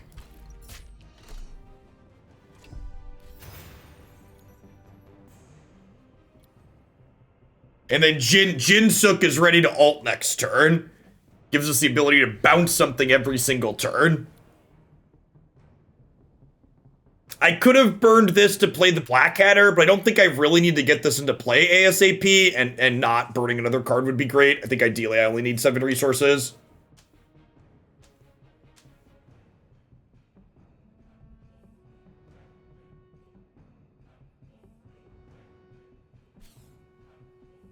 No! Oh, the energy reset. Okay. All right. Well, shoot. Man, brutal. The swings in this game have been insane. All right, so let's do this. And then I can mantle here and pull this down. I'll take up. Hey, Jacob. I'm doing good. How are you doing today? Good. Okay.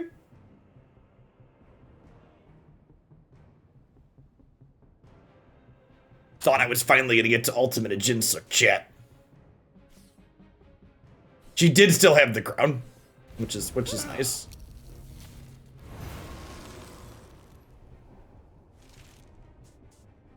Oh, gross. It's just a parade of hopeless necromatics into a hover tank? That's gross.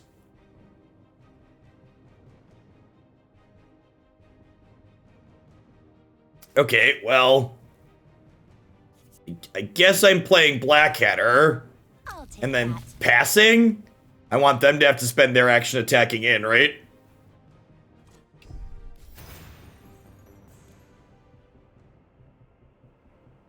The fact that this gives Slayer and lets this trade up into things is real gross, too. Yeah, the Giga Machina was really key. The turn, if they hadn't had that sweeper the turn that they had it, we were in a really dominating position.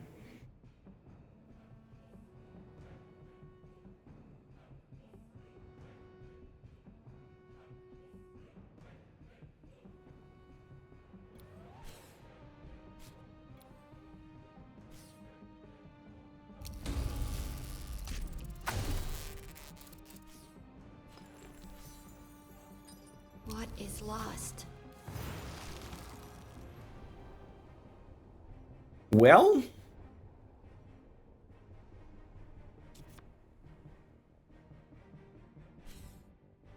Patience. coffees for closers, chat.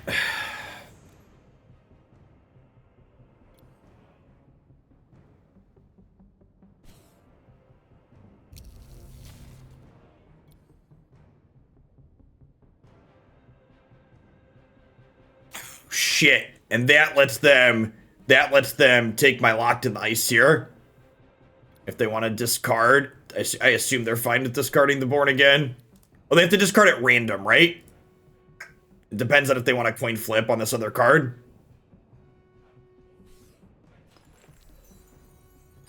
I've got one other copy of Locked in Ice in my deck. Right? Oh. Shatterstone Palace I have 2 copies of, would be a good draw. Got a couple of live ones here. Jinstook could move everything, right?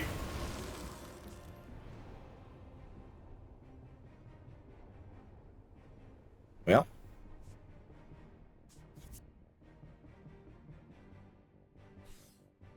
Who pulls your strings?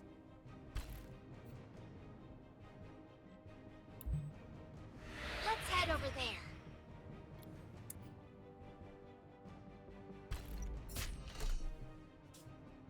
I was gonna say I want to play Axeman out too, so I can try and kill them next turn, but I actually can't. I'm out of purple. It was awkward. We had to burn a 4th blue card. So what's our best draw? Our best draw next turn is a Thunderclap or Palace. Could potentially kill them if they break off here. Braggy's Ballard lets us draw a bunch of cards. Would be nice too.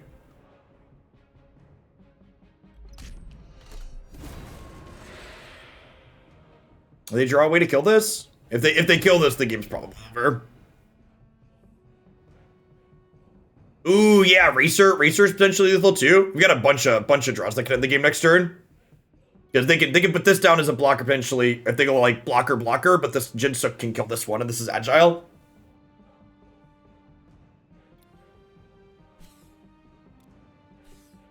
Sweet Space Dragon.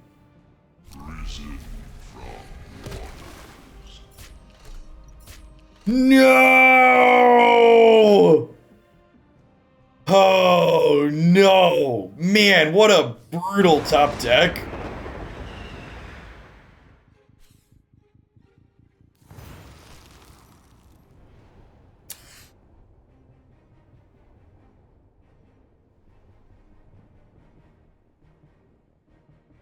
I think we're gonna be dead though, right? I already used Sook, chat. She's on 0 energy. We used her last turn to get in, to get this out of the way. Man, so close. So I could grab this and drag it over, but then between the overwhelm and these, we're gonna die. Man, we had so... Yeah, Shinobi, their opponent's at 2 though, so I'm 2 points short. Whenever I have a game like this, I like look back at like, I must have missed a damage at some point, right? Shrink the far right minion and you don't die. Oh, Shinobi stuns. That's still 10, chat. I'm at 9. They have 8 and 2. They have 12. 12 minus 3 is 10, or 12 minus 2 is 10.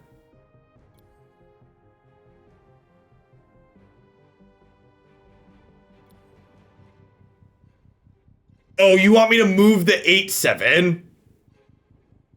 Oh, this is... Oh, okay, yeah, you're right. You're right. This has to attack here. No, I got you. I understand. I understand. You'll pay. You're correct. Okay. And then this goes here, and this has to attack here. Wow, sick. Okay, that competitive Twitch chat advantage.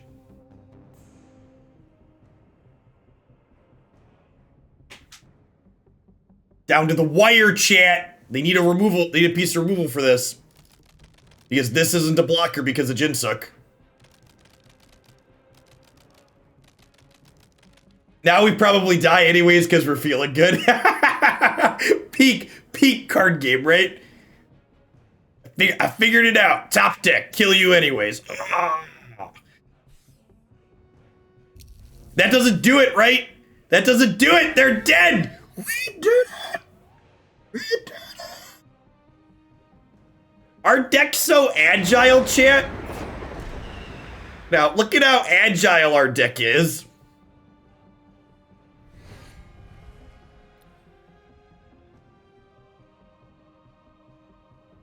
Jinsook kills here. Agile lets us attack through the middle. So you can Agile is a form of evasion that says you can attack past blockers. So they have to have all 3 spots blocked, and this is going to open up a path in the middle. Yeah. Now they're thinking the same thing, right? Did I miss a point of damage somewhere?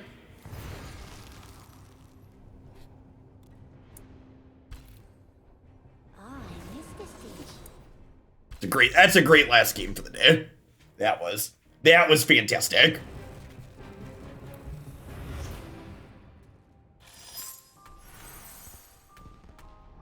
Man. I'm gonna have to like look through the list of blue and purple cards off stream to think about this deck a little bit, because we copied it from someone on the ladder. And the core here definitely seems sweet. The just various fragile synergies with the cards that we're playing seem good. The Shinobi, and notably the brother Moonblade paired with Giving Thing Fragile in the Shatterstone Palace, or paired with the God of Gamers, both seem good. Yeah, I like it a lot. One of the other things too that's sweet too is like if we look at our deck, the curve is really low. So like, you know, we curve. Look at the curve in this deck's actually just super beautiful. Just like 1, 2, 3, 4, 5, and 6. Like almost every game that we played, we stopped burning cards at 6. We went to 7 a couple of times, but like the fact that like in Mythgard as a game, you get to decide that like, okay, I'm done drawing resources at this point, is actually a form of card advantage in a deck like this, really. Because like against a lot of other mid-range and control decks really want to burn all the way up to 10. So it's basically like we're drawing 3 to 4 extra cards over the course of a long game like that last one we just played, because we just don't need to burn anything else out. Sweet. So again, if you're interested in poking into Mythgard, they're giving away the entirety of their core set for free over the course of the next couple of weeks. Half of the codes are out now, so you can get 3 of the colors, so that's half of the 6 colors in the game, the entirety of their cards in the core set with those 3 codes there in chat: Discord, Norden, Wholesome Harmony, and Gadia's Geek. And the other 3 codes will be coming out over the course of the next little bit here, so...